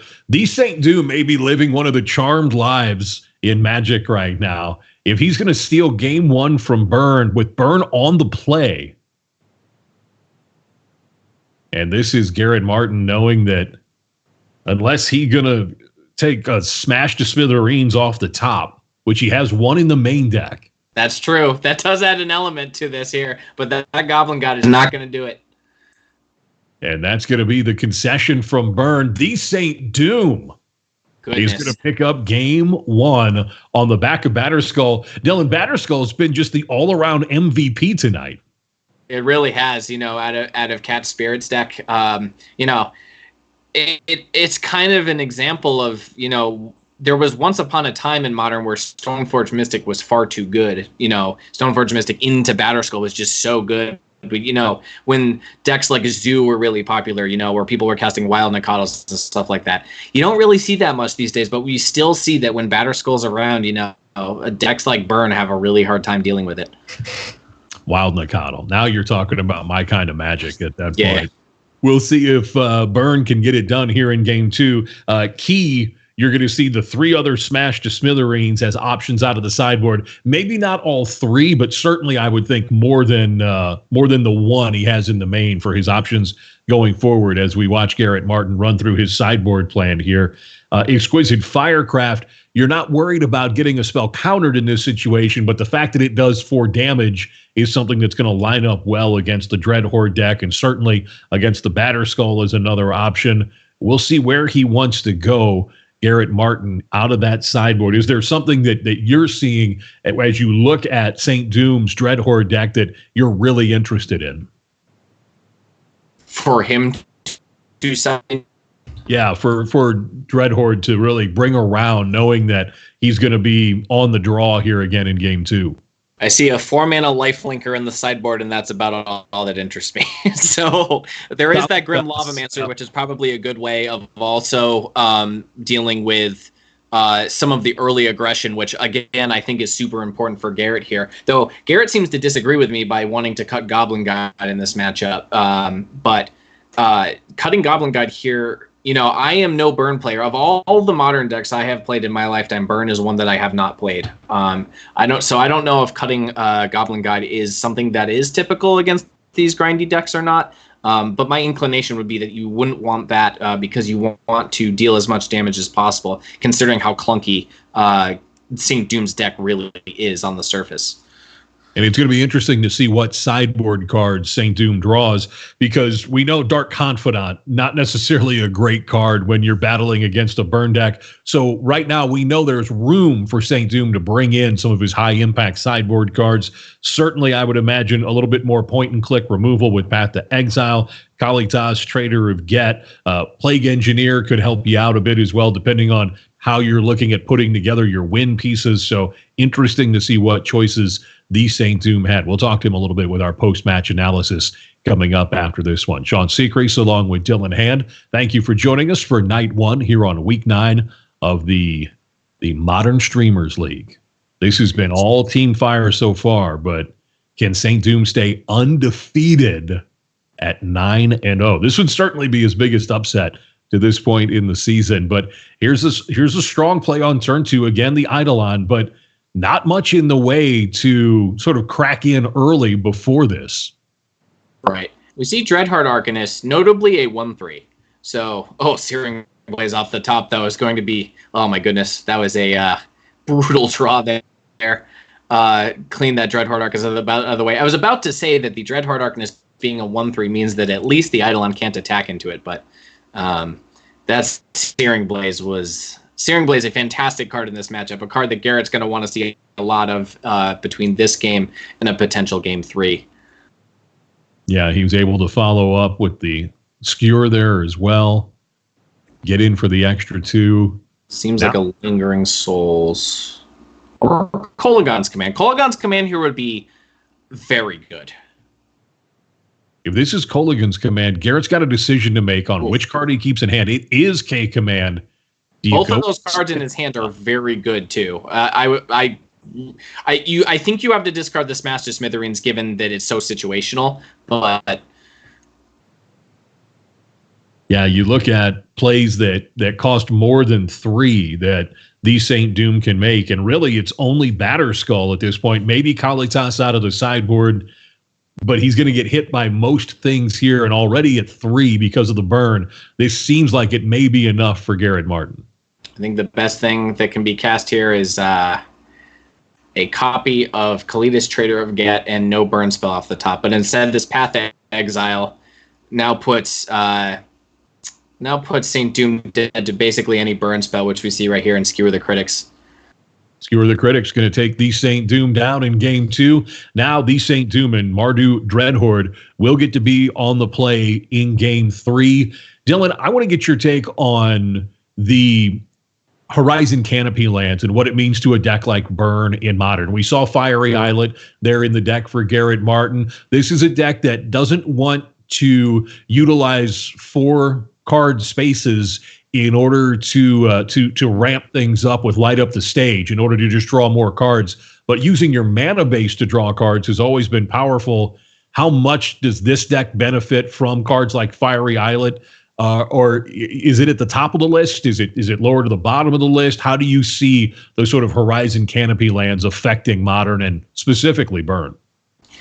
I mean, across the format, it's fantastic for decks of all kinds. The fact that Horizon Canopy was around for so long, we saw plenty of decks that weren't just base green-white. They could just be white or just be green playing that card because of how powerful it was, preventing flooding.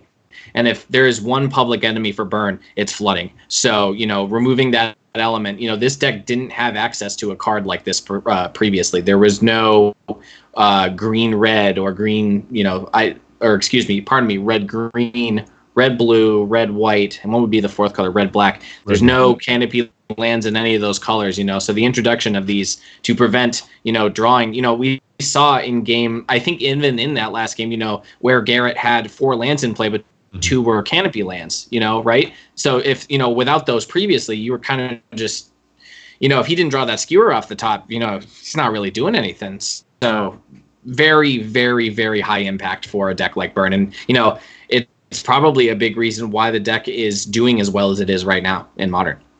Just 1 mana right now for Garrett Martin. This is another sort of aspect of the Burn deck. They do play 20 lands. It's not enough to really prevent you from not drawing lands, but it's enough that you're not always stranded. So you're kind of on both sides of the mana screw, mana flood equation with 20 lands in Modern and no way to smooth out your draws. And now the one attacker that Garrett Martin had in the Swiftspear is gone. And we know that on the other side, the Shambling Vent is a threat to fire up for SpiderSpace. That's a repeatable source of pressure and life gain, albeit just a 2/3.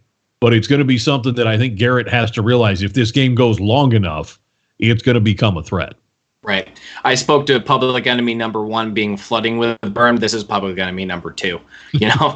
There's even just an attack with the Shambling Vent here, because Garrett is so bottlenecked on mana this game now that he's kind of doing what we heard SpiderSpace talk in the pre-match analysis. He's worried about Garrett double spelling, and Garrett is not going to come close to double spelling in this game. Casting this Eidolon here on turn 4, finally finding a second land is just very, very slow. So I'm curious now that the Eidolons are playing. Okay, so we see a Lightning Bolt. I wonder if there is a land available. 3 mana. Liliana, fantastic here. Just being able to gobble up. He knows there's only spells in that hand right now. He's going to be able to. We don't know if he discarded a Lingering Souls on the other side of the battlefield or not. And we're seeing Smash to Smithereens rear its ugly head here too. There's no artifacts to be found currently. So. This is interesting where this is going for Garrett Martin. He's shaking his head. He doesn't like it. The cards in his hand don't match up well with the legendary 3-drop Planeswalker. He's going to look at the opportunity to unleash one of his burn spells now. Does find a target for that Smash to Smithereens, which is notable for him here.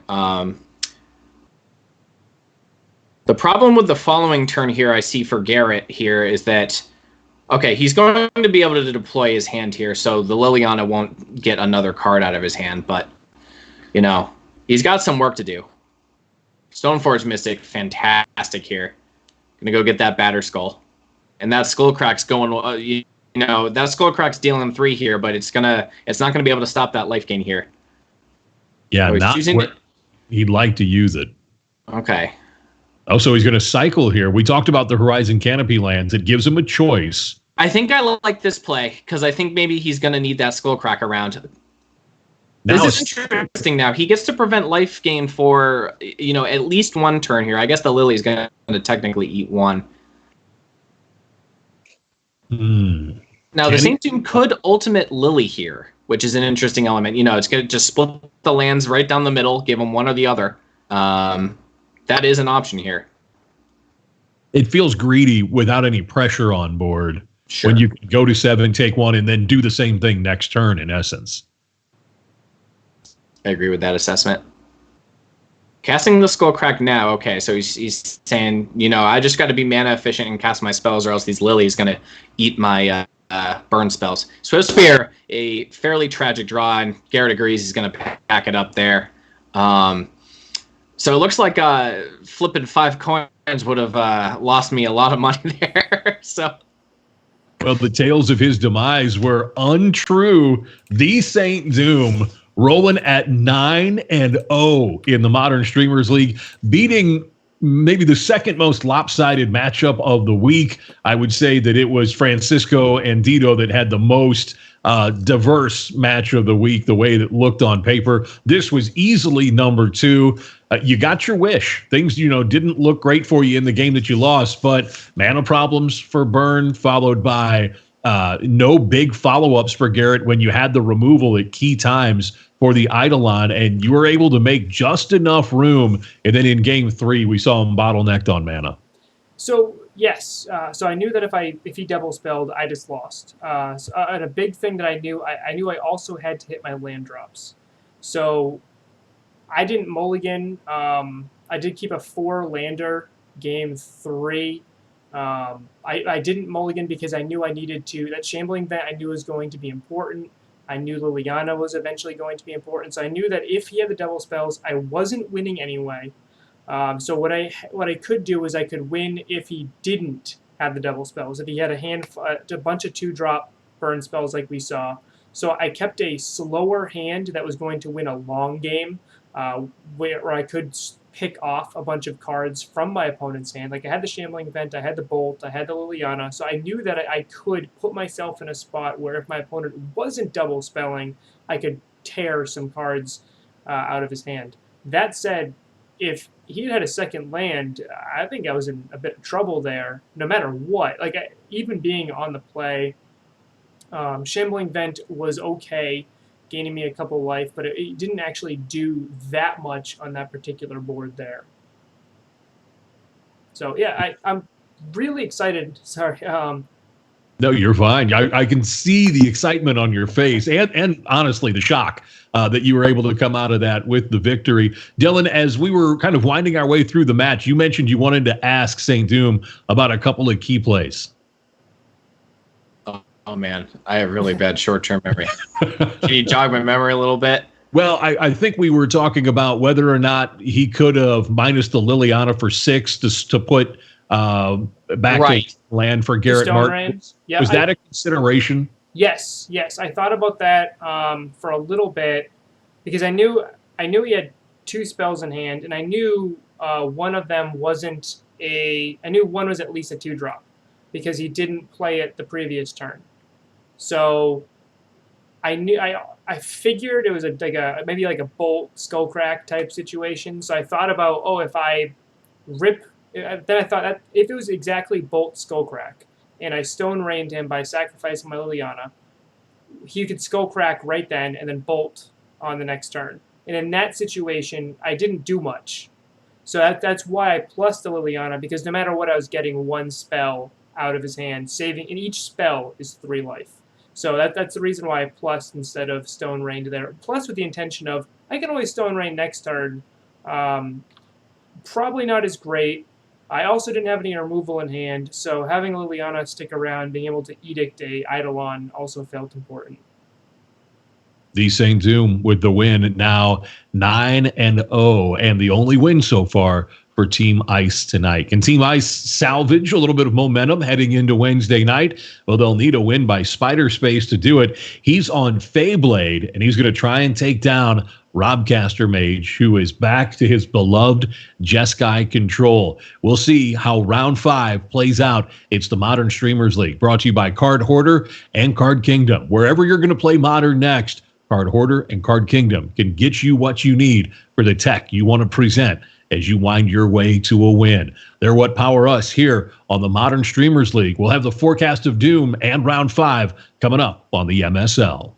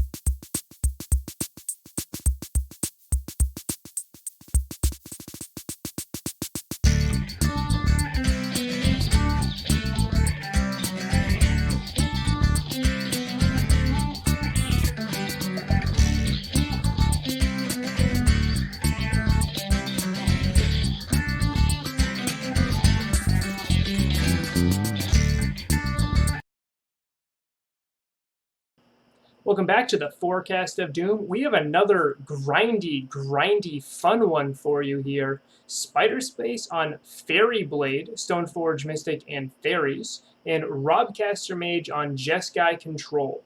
Now, these are two mid-range / control decks at heart, and they kind of attack a little bit differently. Jeskai Control has a flurry of burn spells with Lightning Bolt, Lightning Helix, and Electrolyze, which paired with Snapcaster Mage can end an opponent's life total pretty quickly. So he's working on clearing a board and maintaining an opponent's life total. SpiderSpace, on the other hand, has a ton of creatures, especially when paired with Bitter Blossom. He's looking to control and flood the board, go wide, and then attack in after he controls and blocks down the board. Electrolyze is maybe the most important card in this entire matchup coming from Jeskai Control side because it handles those X1 fairies so well. I wouldn't be surprised to see that be something that these two players fight over with their Force of Negations, or maybe even their Cryptic Commands, or something to that effect. That is going to be a crucial play just from projections here. There's a lot of fun sideboard cards we have access to here. Now, Celestial Purge out of Jeskai Control side, I don't think it's necessary, but it is an out to Bitter Blossom. It also manages not too much else. So I think it's kind of dead. It's something he could bring in if he's afraid of losing to Bitter Blossom. I don't think he should be, especially, like I said, his chance at winning here is Bolt, Snap, Bolt once SpiderSpace gets to a low enough life total. Knowing that, SpiderSpace could bring in some life gain, like a Timely Reinforcements, just using that to gain 6 life, if that's something he's worried about. I don't think that's the case. I'm just trying to project what they could do. I feel like this is going to be a mid-range, grindy battle where eventually one player will have heavier card advantage and or heavier board advantage and eventually overwhelms and swarms the opponent. Key cards again, Electrolyze, Force of Negation. That is the Forecast of Doom. Let's see how it all plays out. Can Team Ice take that momentum into night 2 coming up on Wednesday night? Or will Team Fire end this one in a 4-1 blaze? We're about to find out right now with round 5. Alongside Dylan Hand, I'm Sean Seacrease. Thank you for hanging out with us. How's it going, guys? My name is Kevin, otherwise known as... This great matchup between Robcaster and SpiderSpace. FaeBlade, this is an interesting one because for a long time that Bitter Blossom, since it was taken off the ban list, is one of the cards that is certainly powerful when it's on board, Dylan, but do we want to revolve our deck around taking advantage of that, and is it too slow? So I think this should be interesting. I think Bitter Blossom was too slow until 2 or 3 weeks, or like a month ago when Stoneforge Mystic came off the ban list, because I'll tell you one thing that a fairy is really good at, a 1/1 fairy, is carrying a sword. So now that option is available, I'd imagine that is a big reason why SpiderSpace built his deck the way that he did. Going so far as to add a third color almost entirely for Stoneforge Mystic and to Fairy Time Raveler, which we see here. Time Raveler going to be very, very, very effective on this battlefield here, based on what Rob's hand looks like here, just full of instant speed removal that he is only going to be able to cast at sorcery speed. Now, you're not alone. If you're looking at what SpiderSpace is up to and you're getting the flashback sweats thinking about the infamous Callblade era in Standard, this deck is very much built to evoke the same powerful synergies that deck leveraged to infamy when it was toppling everything in sight in Standard. Whether you have the butterflies of knowing what that kind of power feels like in your hand or the dread sweats of sitting down across from it, it's certainly going to evoke some strong memories, I think, from those who played during that Callblade era. Hard to improve on a classic, but with the more compressed converted mana costs in Modern and the relatively more powerful abilities, we know that archetype has been great in the past, Dylan. We're about to find out if it's good enough or not in Modern. Right. And that's one reason we heard this a lot with Jace the Mind Sculptor too.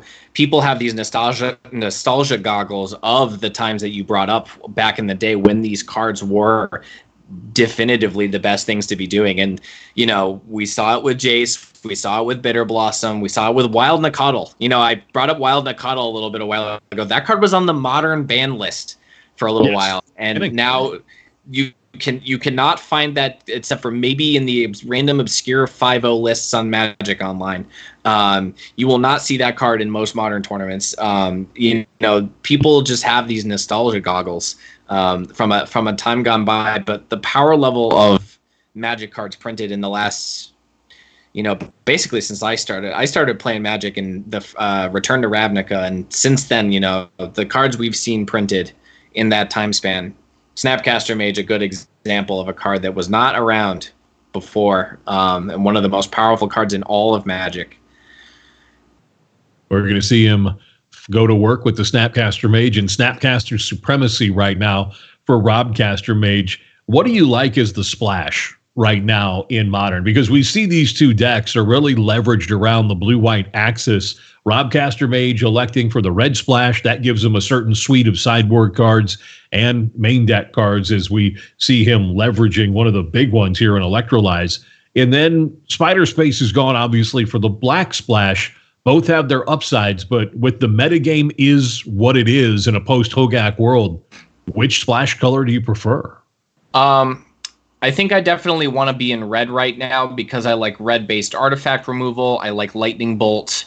And I like being able to have access to those sideboard cards that you mentioned.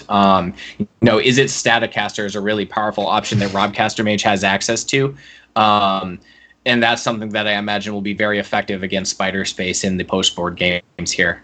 I think it's pretty close, though, because Thoughtseize is a very, very powerful Magic card. And, SpiderSpace is kind of doing something that no one else is really doing right now, and he's experimenting by putting Bitter Blossom and Stoneforge Mystic in the same deck.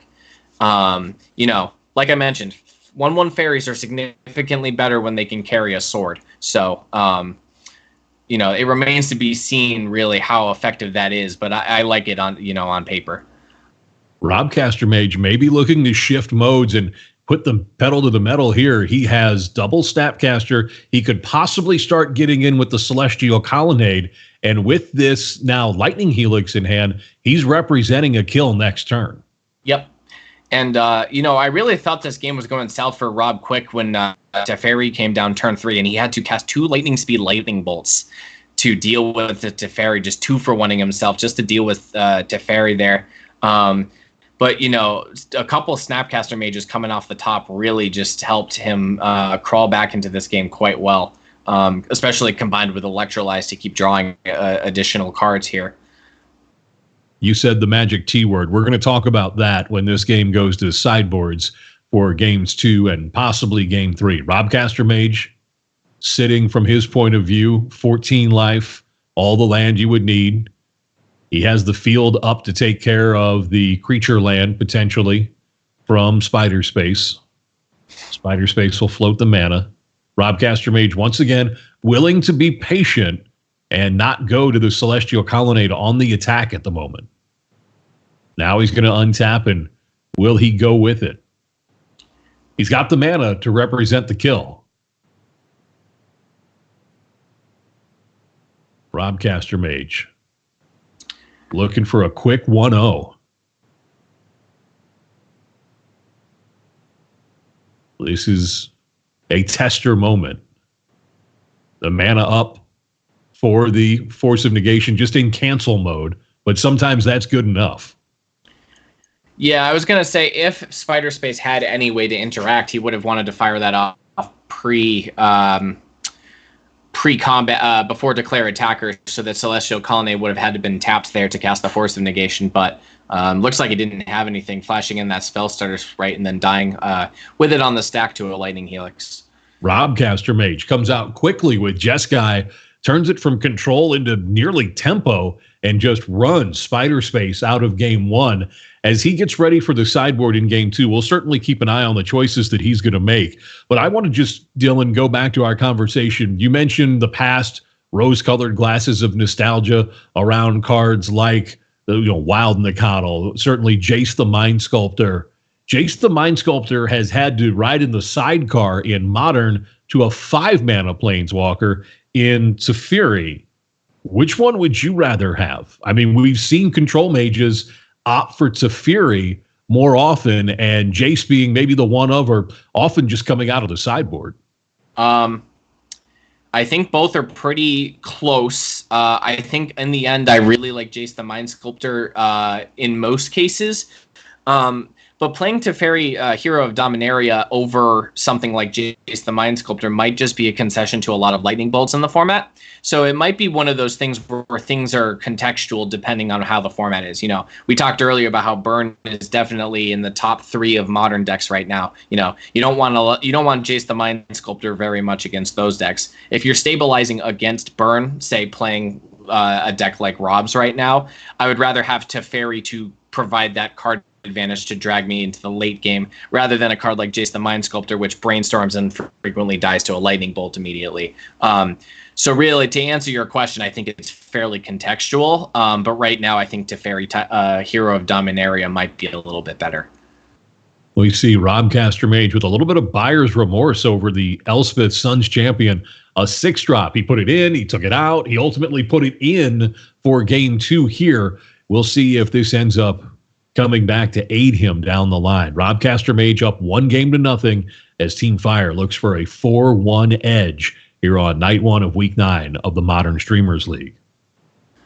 Notably, Rob, I believe it was the SCG Atlanta Modern Classic that would have been in July 2018, last year. The last time we were in Atlanta, he won the Standard Classic with this deck. So this is definitely the Modern Classic. So this is definitely a deck that Rob knows well and is very near and dear to his heart here. So his mulligan to 5, he had to mulligan to 5, but his hand is pretty well set up. He's got that Is It Staticaster, which is a card I talked about in the last game when you asked me, whether I wanted red or black cards. And Is It Staticaster is a very powerful reason to be in red, being able to deal with a lot of 1 toughness creatures.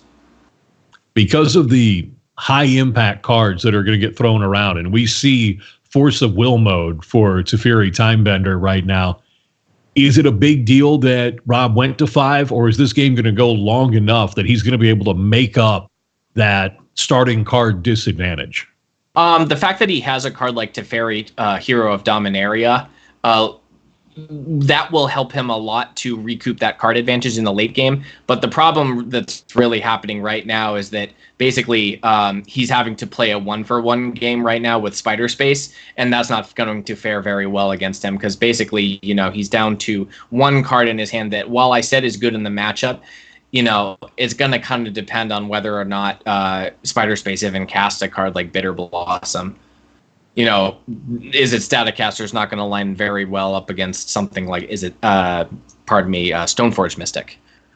Looking to the sideboard, I don't see any Planeswalkers of note. So, to go back to kind of your other question there, I think Rob has much better late game tools, namely Planeswalkers, whereas SpiderSpace has a lot of things that die to Is It Staticaster. So, it might just be something where everything that Rob has just lines up well. But, as far as raw card for card, pound for pound, he's very behind right now. We'll see if Rob Castermage can navigate this to a win for Team Fire. You look at where SpiderSpace is sitting right now. He has the creature land available, and he's opted for some aggressive Spell Stutter sprites so far in this matchup. It cost him the opportunity to potentially respond to the game-winning play because he used up the mana for the Spell Stutter sprite, allowed Rob Castermage to put the Helix on the stack for the win. Now we're going to see the Spell Stutter sprite go. Here comes the Staticaster, and it is one of the cards that Staticaster lines up well against. Right, and this is one of the ways that, Rob can recoup that card advantage I talked about now, because basically that Spell Stutter sprite was essentially a mulligan. That card has no text whatsoever against a card like Is It Staticaster, which it's not something, that's like a one-shot effect like a bolt. It's just this repeatable effect that's going to nullify all of SpiderSpace's Vendilion Clicks, his other copies of Spell Stutter Sprite, his Snapcaster Mages. his Bitter Blossoms. It's just going to completely invalidate those until he finds some way to get it off the table. I should be taking notes right now. Watching Robcaster Mage in the camera, his demeanor never got unsettled when he had to mulligan to 5. Didn't show any frustration. Very calm. Very much aware of his lines of play, of how he gets back into this game after that setback of mulliganing to 5. I should probably take some notes at this point. I can tend to be a little bit more volatile when I have to mulligan to 4 or 5. Mm-hmm. Now, Stoneforge Mystic is the one thing that does line up well against this Staticaster. Even it dying to a bolt here really doesn't matter too much right now, given that Batter Skull, is a 4/4. But we'll have to see, how the next couple of draw steps play out, because that Batter Skull won't even hang around too long, given that it can die to Lightning Bolt plus is a Staticaster. Might not be the best use of Lightning Bolt by Benson here, but we'll have to see. Like I said, Flooded Strand's not helping him here. So, this is maybe where that lack of cards, card for card, is really going to start to catch up with him. And this is kind of where he has to kind of take to the skies with his Colonnade and just be like, I got to close this door before the card disadvantage catches up with me here. And one thing that we should note that is missing, that we saw earlier tonight, is in a match that's going to probably heavily feature Stoneforge Mystic, Batter Skull from the point of SpiderSpace, neither one of these players with their deck choices has access to Kolaghan's Command. We've seen it be a star already earlier tonight. That's not present in this game, and that is the one card I feel like floating around Modern that, your opponent goes Stoneforge Mystic, Batter Skull. Now you can do the 2 damage to the Stoneforge. You can destroy the Batter Skull after they put it into play, all on the back of that 1K command. I feel like that's the only sort of tempo positive play in the format right now against Stoneforge. I agree. So he's coming in. This is an interesting element. He chose to Cryptic Command back a Celestial Colonnade, which there's 2 reasons why I'm not 100% that I like that play. The one is that there's another Celestial Colonnade in play, so it doesn't prevent it from being cast again. The second is that he could have bounced the Izzet Staticaster instead and thought seized it to take care of it permanently. So I would like to know maybe what his line of thought was there. But, it's pretty close either way, I think. And just 1 mana short for Robcaster to close this out right now. If that had been an untapped land for Robcaster, we could have seen the attack in the air, followed by the Lightning Helix, and that would have done it. Instead, he's probably going to watch, I would imagine, as SpiderSpace goes back to 6 and then try to knock off that Batter Skull next turn with Izzet Staticaster and the Lightning Helix. Oh my goodness. That's going to be a problem. Yeah, that is... I said what I just said, but then I realized that if he had thought seized the Izzet Staticaster and not bounced the Celestial Colonnade, he would have died. So, maybe I had to eat my own words there really quickly. But yeah, this sort of fire and ice on this Batter Skull, I think, barring a very good draw step here from Robcaster Mage, he's going to be dead in the water. Yeah, I'm looking at Wear Tear, or probably maybe a engineered explosives just to quickly get rid of the germ token. A Celestial Purge might do the same thing if he brought it in. That is unfortunately not going to do it here. And again, that was just something where, SpiderSpace had a little bit of time because there wasn't a lot of action from Rob in this game. He had a lot of things that lined up well, but Izzet Staticaster, once it stopped lining up at all, really, against this Batter Skull, then it quickly, the card disadvantage became a huge problem here. And Robcaster Mage, knowing that he's still playing with some outs right now, he's going to play this out for, I would imagine, a couple more draw steps. It's going to go to 1 here. Barring a counterspell will close the door here. Yeah, that'll do it. We're going to go to a exciting game 3 here. And this has been fantastic Magic to watch, as these 2 decks both skew control-ish, but once they decide that they're going to close it out, I think that's one of the advantages that Modern has over Standard, is that decks that gain control can slam the door much quicker right now. We saw it in Game 1 with Robcaster Mage using the double Snapcaster Mage Celestial Colonnade, Lightning Helix combo package to close the door. And then in game 2, SpiderSpace was able to put the sword on the Batterskull. That's just disgustingly good when you can assemble that kind of power and close it out. We'll see if Robcaster Mage and hopefully SpiderSpace as well can avoid a hellacious mulligan. And it looks like Robcaster is going to be on at least one mulligan as just the lone mountain showing up. And now for a second time, Robcaster Mage is going to have to keep it because he's going to want 2 mana. But that Singleton Mountain really come into play here in game 3. Yeah, I agree with his keep, and I agree with his bottom there. He doesn't want that Teferi. That Teferi is going to end up biting him if he doesn't draw a lot of lands in the following turns here.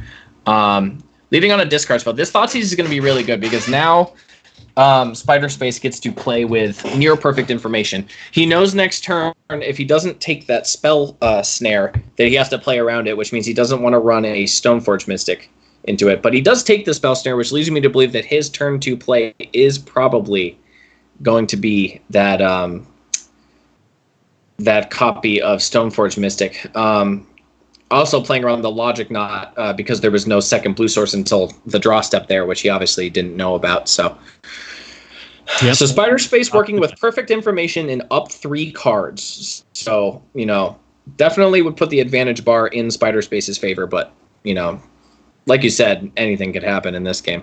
Well, and it had to feel bad for Robcaster Mage to watch that Thoughtseize come off because that's essentially a mulligan to 5 now, and he's tried to work out of that hole in game 2. Didn't happen. Now he has to try and do it in game 3.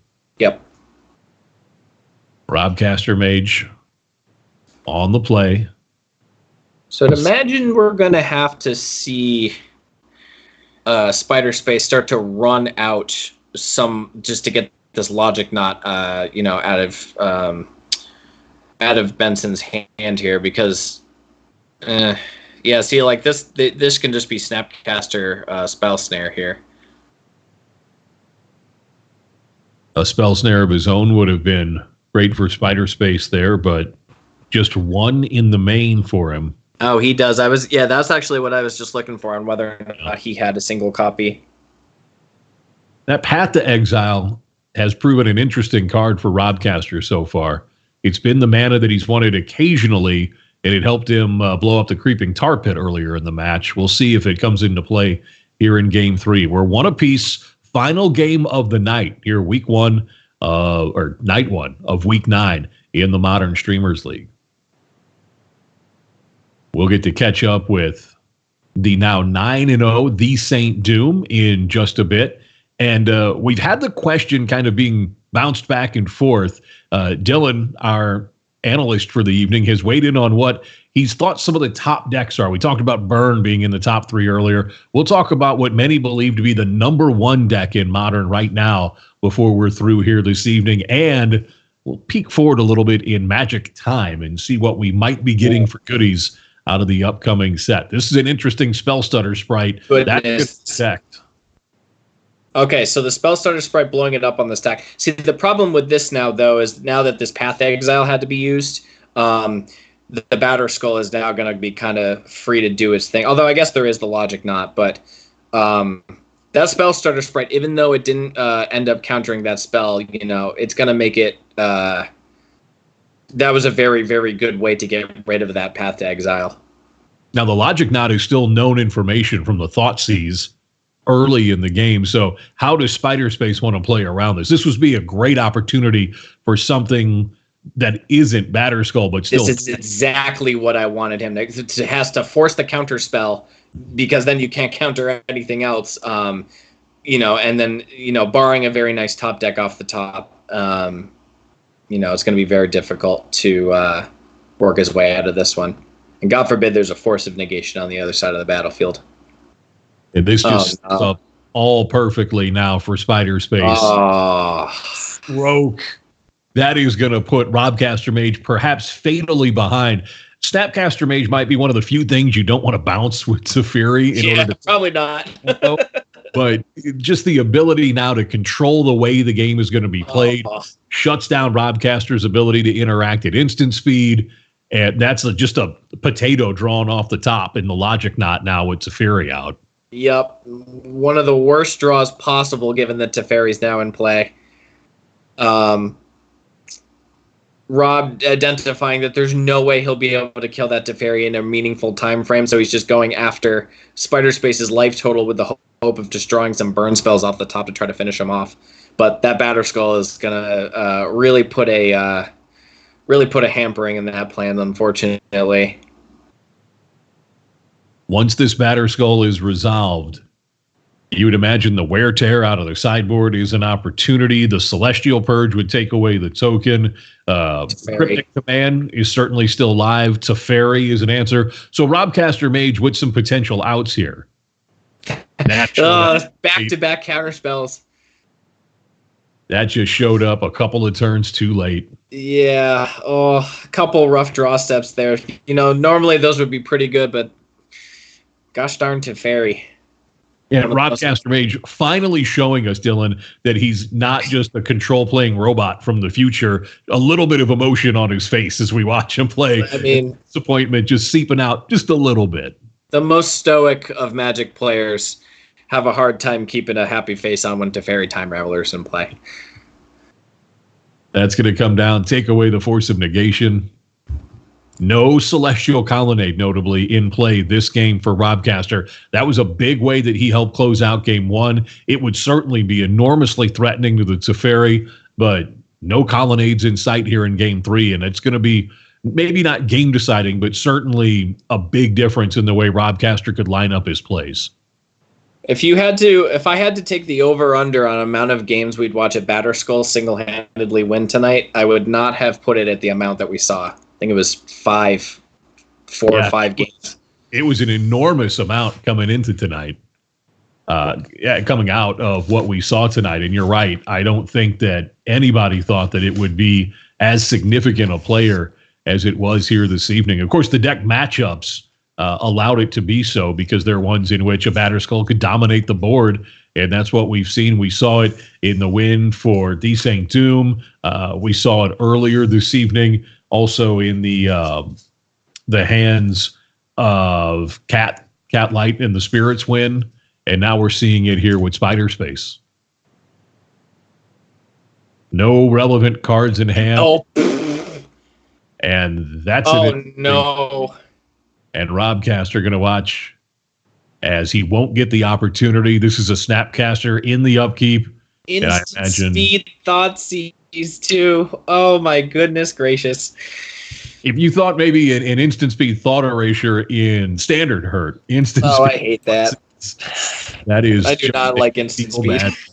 That is a feel bad moment, but it's a feel good moment for Team Ice. You're able to pick up the last 2 matches and have some momentum heading into night 2 coming up on Wednesday night. We'll welcome TheSaintDoom back as we continue with night 1 of the Modern Streamers League here in week 9. Well, Doom, you set the tempo that the team needed tonight with the unlikely win against Burn. We talked about 2 great players that we'll see in action on Wednesday night. We'll see Cyrus Corman Gill coming up for you. He just came off the win at GP Atlanta, now albeit in Legacy. We'll see Capolo play. He had an 11th place finish in Atlanta, also in Legacy. So Wednesday, not only action-packed to determine week 9, but also some players that have been on hot streaks of late and achieving a little bit more notoriety.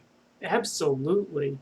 I also really quickly want to mention that if you like any of the players that you're watching here, go to ModernStreamersLeague.com. Every single player has a small bio. You can click on the link to follow their Twitch, their YouTube, their Twitter, any other social media they may have. So you can follow the player you like. So if you really want to follow Cyrus, fresh off his GP win, check him out. You really want to check out more of SpiderSpace's Esper Fairies deck, which I think is sweet. SpiderSpace and I chatted a lot about it before this league start. I think that deck is phenomenally cool. Check out his Twitter, check out his Twitch, check out his YouTube. So you can just do all that right from the mothership, ModernStreamersLeague.com. But yeah, we have a lot. We are right now, Team Ice is right now down four matches in Season 2. We did win Season 1. 26 to 24. So we have a slight edge up, but we really need to come back strong, and I think we can do that on Wednesday. It'll be great to watch coming up on Wednesday night. It'll be Visquis, 87, hanging out with you. Noble Murloc hanging out with you as well. Now, those two are friends and contentious, sometimes teammates and deck builders in real life. So their dynamic is going to be a lot of fun. That should be hugely interesting. We've got a couple of conversations that we want to wrap up before we say goodnight tonight. Dylan, we were talking about cards from bygone eras and the nostalgia glasses giving us misreads. There's one last card that I want your quick thought on, and that is Bloodbraid Elf. It, of course, was tied in standard to Jace the Mind Sculptor as the foil for it. Bloodbraid Elf, Jund. I hate to say the rise of Jund in Modern right now. It's better than it's been in a long time, most likely. Bloodbraid Elf, your thoughts really quickly. Is it still a player, or are we using a little bit too much nostalgia on it? I think its impact on Jund is equivalent. I would call it equivalent to Jace the Mind Sculptor's impact on control decks in Modern. I think it was a very important linchpin of the top end of Jund, and it really needed that to be able to compete with the other grindy decks in the format. We talked about this evening Burn. You said it was a deck on the rise. You'd put it in the top 3 right now. If it gets too good, it can be theoretically hated out with choices that a lot of decks have. One deck that is crawling toward the top, if not already taking the brass ring for best deck in Modern, now that the Hogak era is over, are the Urza decks. Are we all in a world where we should be gunning for them? Do you see any inherent weaknesses, or is this just an archetype that's just starting its reign? So the way I've best described Urza in Modern is that I do believe it is the best deck. It is not to the degree of separation that we saw with Hogak from the rest of the format, but the deck is already so versatile. It has the incredibly powerful Thopter Sword combo, even without Urza. And then if you draw Urza, you go infinite and gain infinite life. And post board, we have Tezzeret, Agent of Bolus. This might be the best Tezzeret, Agent of Bolus deck to ever exist in Modern. Just because of all of the different angles of attack. And the deck has been started to be hated. We see a lot more Plague Engineers now. Plague Engineer named Thopter cuts off the combo. Collector Oof, Stony Silence on the 2/2. Very, very effective at turning off the deck. But, the Urza decks have started to adapt. The Europeans are doing a lot of work right now. Canister, Peter Glagowski, an MPL member, and his good, I believe they're friends. Julian Henry is another person who top-aided GP Las Vegas Modern with Urza pre-Hogak ban, and then has had very good results with the deck post-Hogak ban. They are doing a lot of work right now on iterating with the archetype. Most recently putting a couple copies of Tireless Tracker on the sideboard, giving the deck even another dimension to be able to beat these Stony Silence effects. Even though Crack and Clue tokens you can't do with Tireless Tracker in play, it's still something, that helps you grind in a different way. We're seeing these decks continuously adapt. And I think it's going to be really hard to topple it as the best deck in Modern. You're about to give TheSaintDoom a heart attack right there when you mentioned Tireless Tracker coming into the board. Just another angle that these decks can rely on. Doom, there was a time when Thopter Sword was put on the list, and that was after, I believe it was Jerry Thompson really brought Thopter Depths in Modern to the forefront. Now, that's some time ago. Since then, of course, Thopter Sword has been let off that banned list.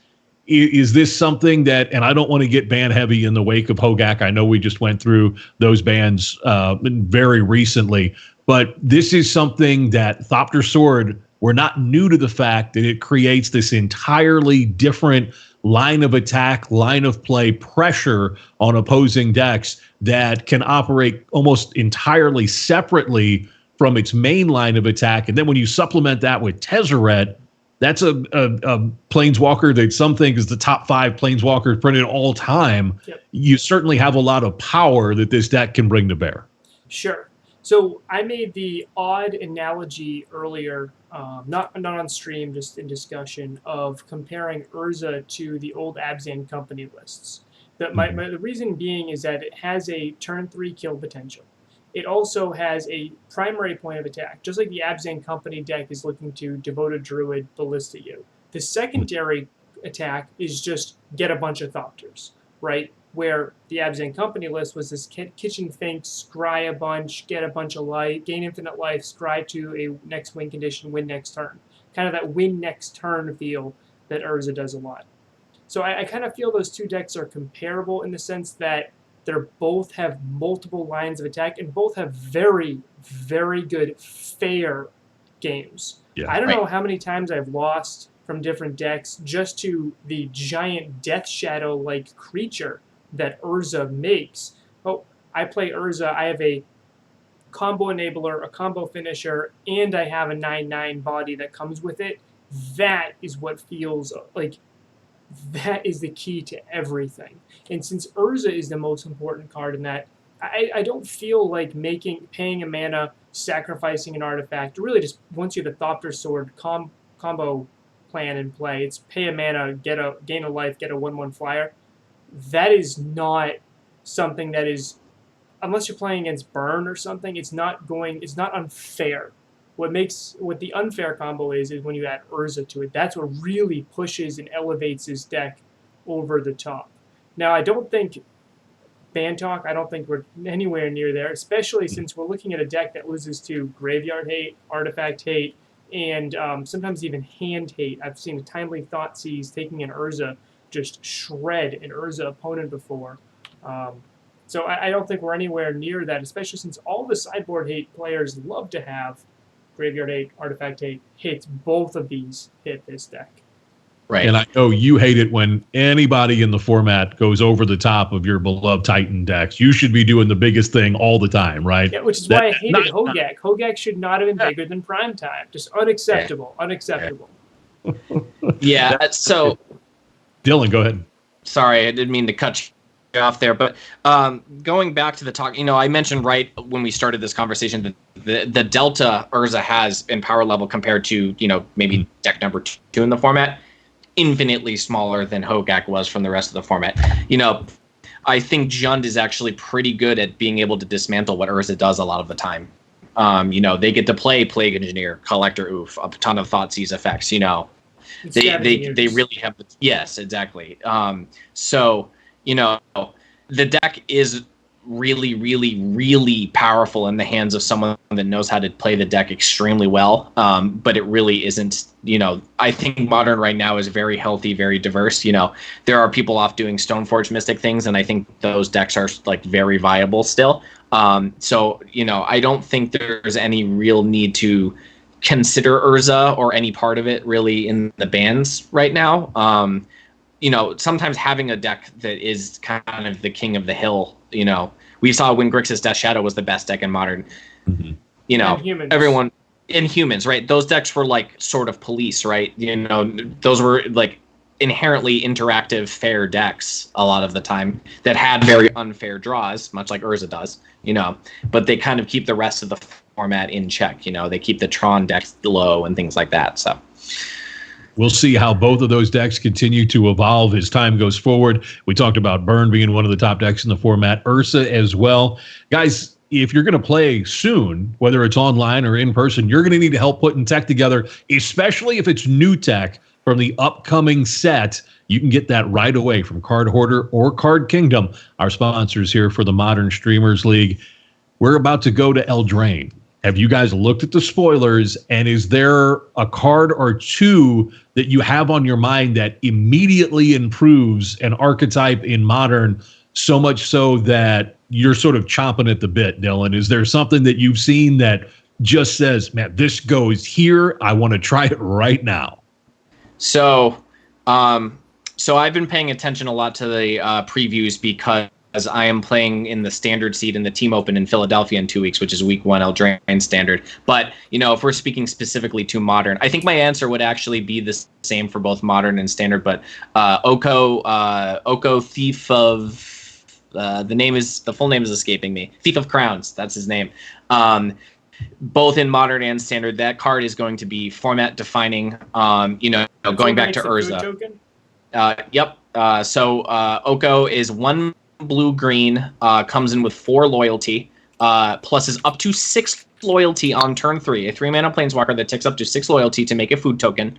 +1 to turn any artifact or creature, I believe, into a 3/3 elk with no abilities. And then -5 to swap control of an artifact you control with a creature with power 3 or less, I believe. I'm doing that off the top of my head. But anyways, this 3-mana planeswalker that does so much. And, going back to talking about Urza, Urza is a 4-color deck that utilizes green typically. It typically uses every color except for white. Sometimes even uses white for Teferi. But, Oko being a green-blue planeswalker, it creates an artifact, So it's just more artifacts for Urza and Sai and things like that, Gives you that little bit of life gain against aggro decks, can swap. Imagine swapping a Arkham's Astrolabe for a Plague Engineer, right? Or something like that, right? Something silly like that, or the possibilities are completely endless. You can cast it turn 2 off of Mox Opal. It's just that card is going to be so powerful in the Urza decks, and that is easily my pick for most impactful card from Eldraine. Doom, do you have your eye on something? Actually, it's a pairing of 2 cards. Once is Once Upon a Time, which I think is going to see a lot of play in Tron decks. I'm interested in playing it as a 1 or 2 of an Amulet Titan lists. It's kind of like an extra Ancient Stirrings. The second card, I might be the only Amulet Titan player who's excited about this card. It's something Drawbridge. It's a 2-mana 0/4 artifact wall with Defender that you can tap to give every creature you control haste until end of turn. Now, why I'm excited about that, particularly in Primeval Titan decks, is without Amulet, it's hard to often cast Primetime and give Primetime haste in the same turn. Now, that in of itself is not worthy of being a card. What I'm interested in is pairing that card and pairing this wall with Field of the Dead. I don't know how many times in Amulet I've been like, okay, I make 6 zombies past the turn. Now I can make 6 zombies and attack with them. For 12. For 12. Now, I've made a common little setup here. Like if I do turn 1, Secure a Scout, which is a common Amulet Titan open. Turn 2, I can play this wall, and I can Ancient Stirrings for an Amulet, right? Turn 3, I play Amulet, I play Primetime. Normally, when I have an Amulet and Primetime play, I get Boros Garrison and Slayer's Stronghold with an Amulet. Untap both, attack with the Primetime. I don't have to do that if the wall's in play. Instead, I can immediately, with the 5 lands I have in play, immediately go and get Field of the Dead and any other utility land, Bajuka Bog, Radiant Fountain, Cownley Garden. Get 2 zombies. I can tap this wall, give those zombies and the Primetime haste, and swing in for 10. Then I can still give Double Strike to the Titan. I can actually swing in for 12 plus 16. 4, 16, which you can't do. You can't give Titan Double Strike unless you have extra mana open. This gives you that extra mana open. I'm really excited about how this card could work. Maybe even a Karn list as a Wishboard package, just different things like that. It's pretty interesting to me. Well, thank you for sending me to bed with the cold sweats tonight. Now, as we all think about that, Once Upon a Time, the final thought before we get out of here this evening. And real quickly, Doom, I'll start with you. Has Wizards finally found the correct balance for free spells, or are we looking at something that's going to be a problem? We've had essentially all of the relevant Phyrexian mana spells taken away from us in Modern. Yes, Dismember is still hanging out. But is this something that you think they found the right balance on, or are you not hopeful and this is just broken out of the gate? So I don't know why they made it an instant. That is the one thing that makes me pause. I was messaging with Patrick Tilson a little bit, and he was doing some Tron testing with one of his buddies. And the fact that if you Assassin's Trophy or Field of Ruin a Tron land, they can float the mana, get the forest, tap the forest, and then at instant speed cast this card. Like, it is just that line just makes me sound like I'm like, ooh, that I don't like that. And there's less room in Amulet Titan for this. It's really going to be much better in Tron, where they could just scrap Sylvan Scrying and say, nope, I'm going to run this card now, because this card late game is way better than a Sylvan Scrying, and early game it's still almost as good. Dylan, it digs you 5 deep for Once Upon a Time. Is that what are your thoughts on it in Modern, and can it sort of break the format barrier and show up in Legacy? So it's tough because realistically, the free element of the card, you want to get it as degenerate as possible. A lot of people, their first thoughts, would that card go to Neo Brand, the latest form of Gristlebrand deck in Modern that tries to put Gristlebrand in play turn 1. A card like that is fantastic in that deck. But outside of that application, I think, kind of speaking to that restriction you spoke to a little bit of, it's only free if it's the first spell you cast in the game. It remains to be seen how balanced that actually is, but I think that card overall is not going to be as egregious as people are making it out to be.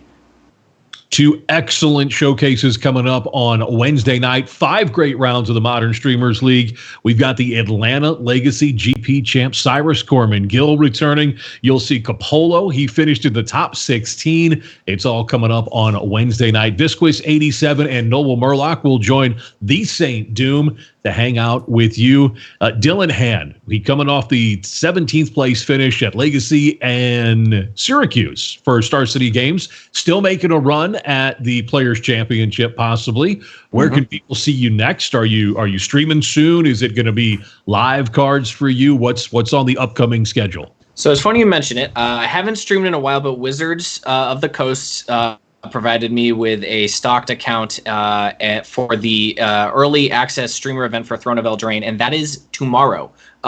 So tomorrow around noon, I took the day off from work. I will be firing up my stream at Ingrathis MTG. That's INGRATHIS MTG. I will be probably starting around 12 or 1. I'll be playing all sorts of Throne of Eldraine brews tomorrow. Trying basically anything that anyone suggests. So if you want to stop by in my chat and send me some deck lists, you can catch me there tomorrow.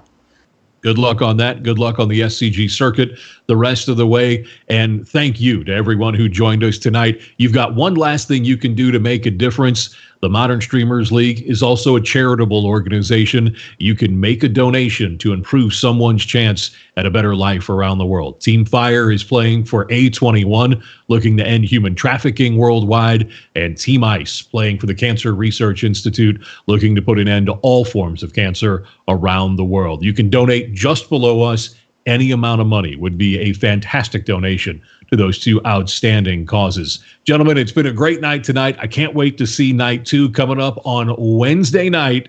We'll also next week look ahead to not only the final week, but a possible 10-0. This seems too good rolling out on the Modern Streamers League. Until then, thanks for joining us, and good night from the Modern Streamers League.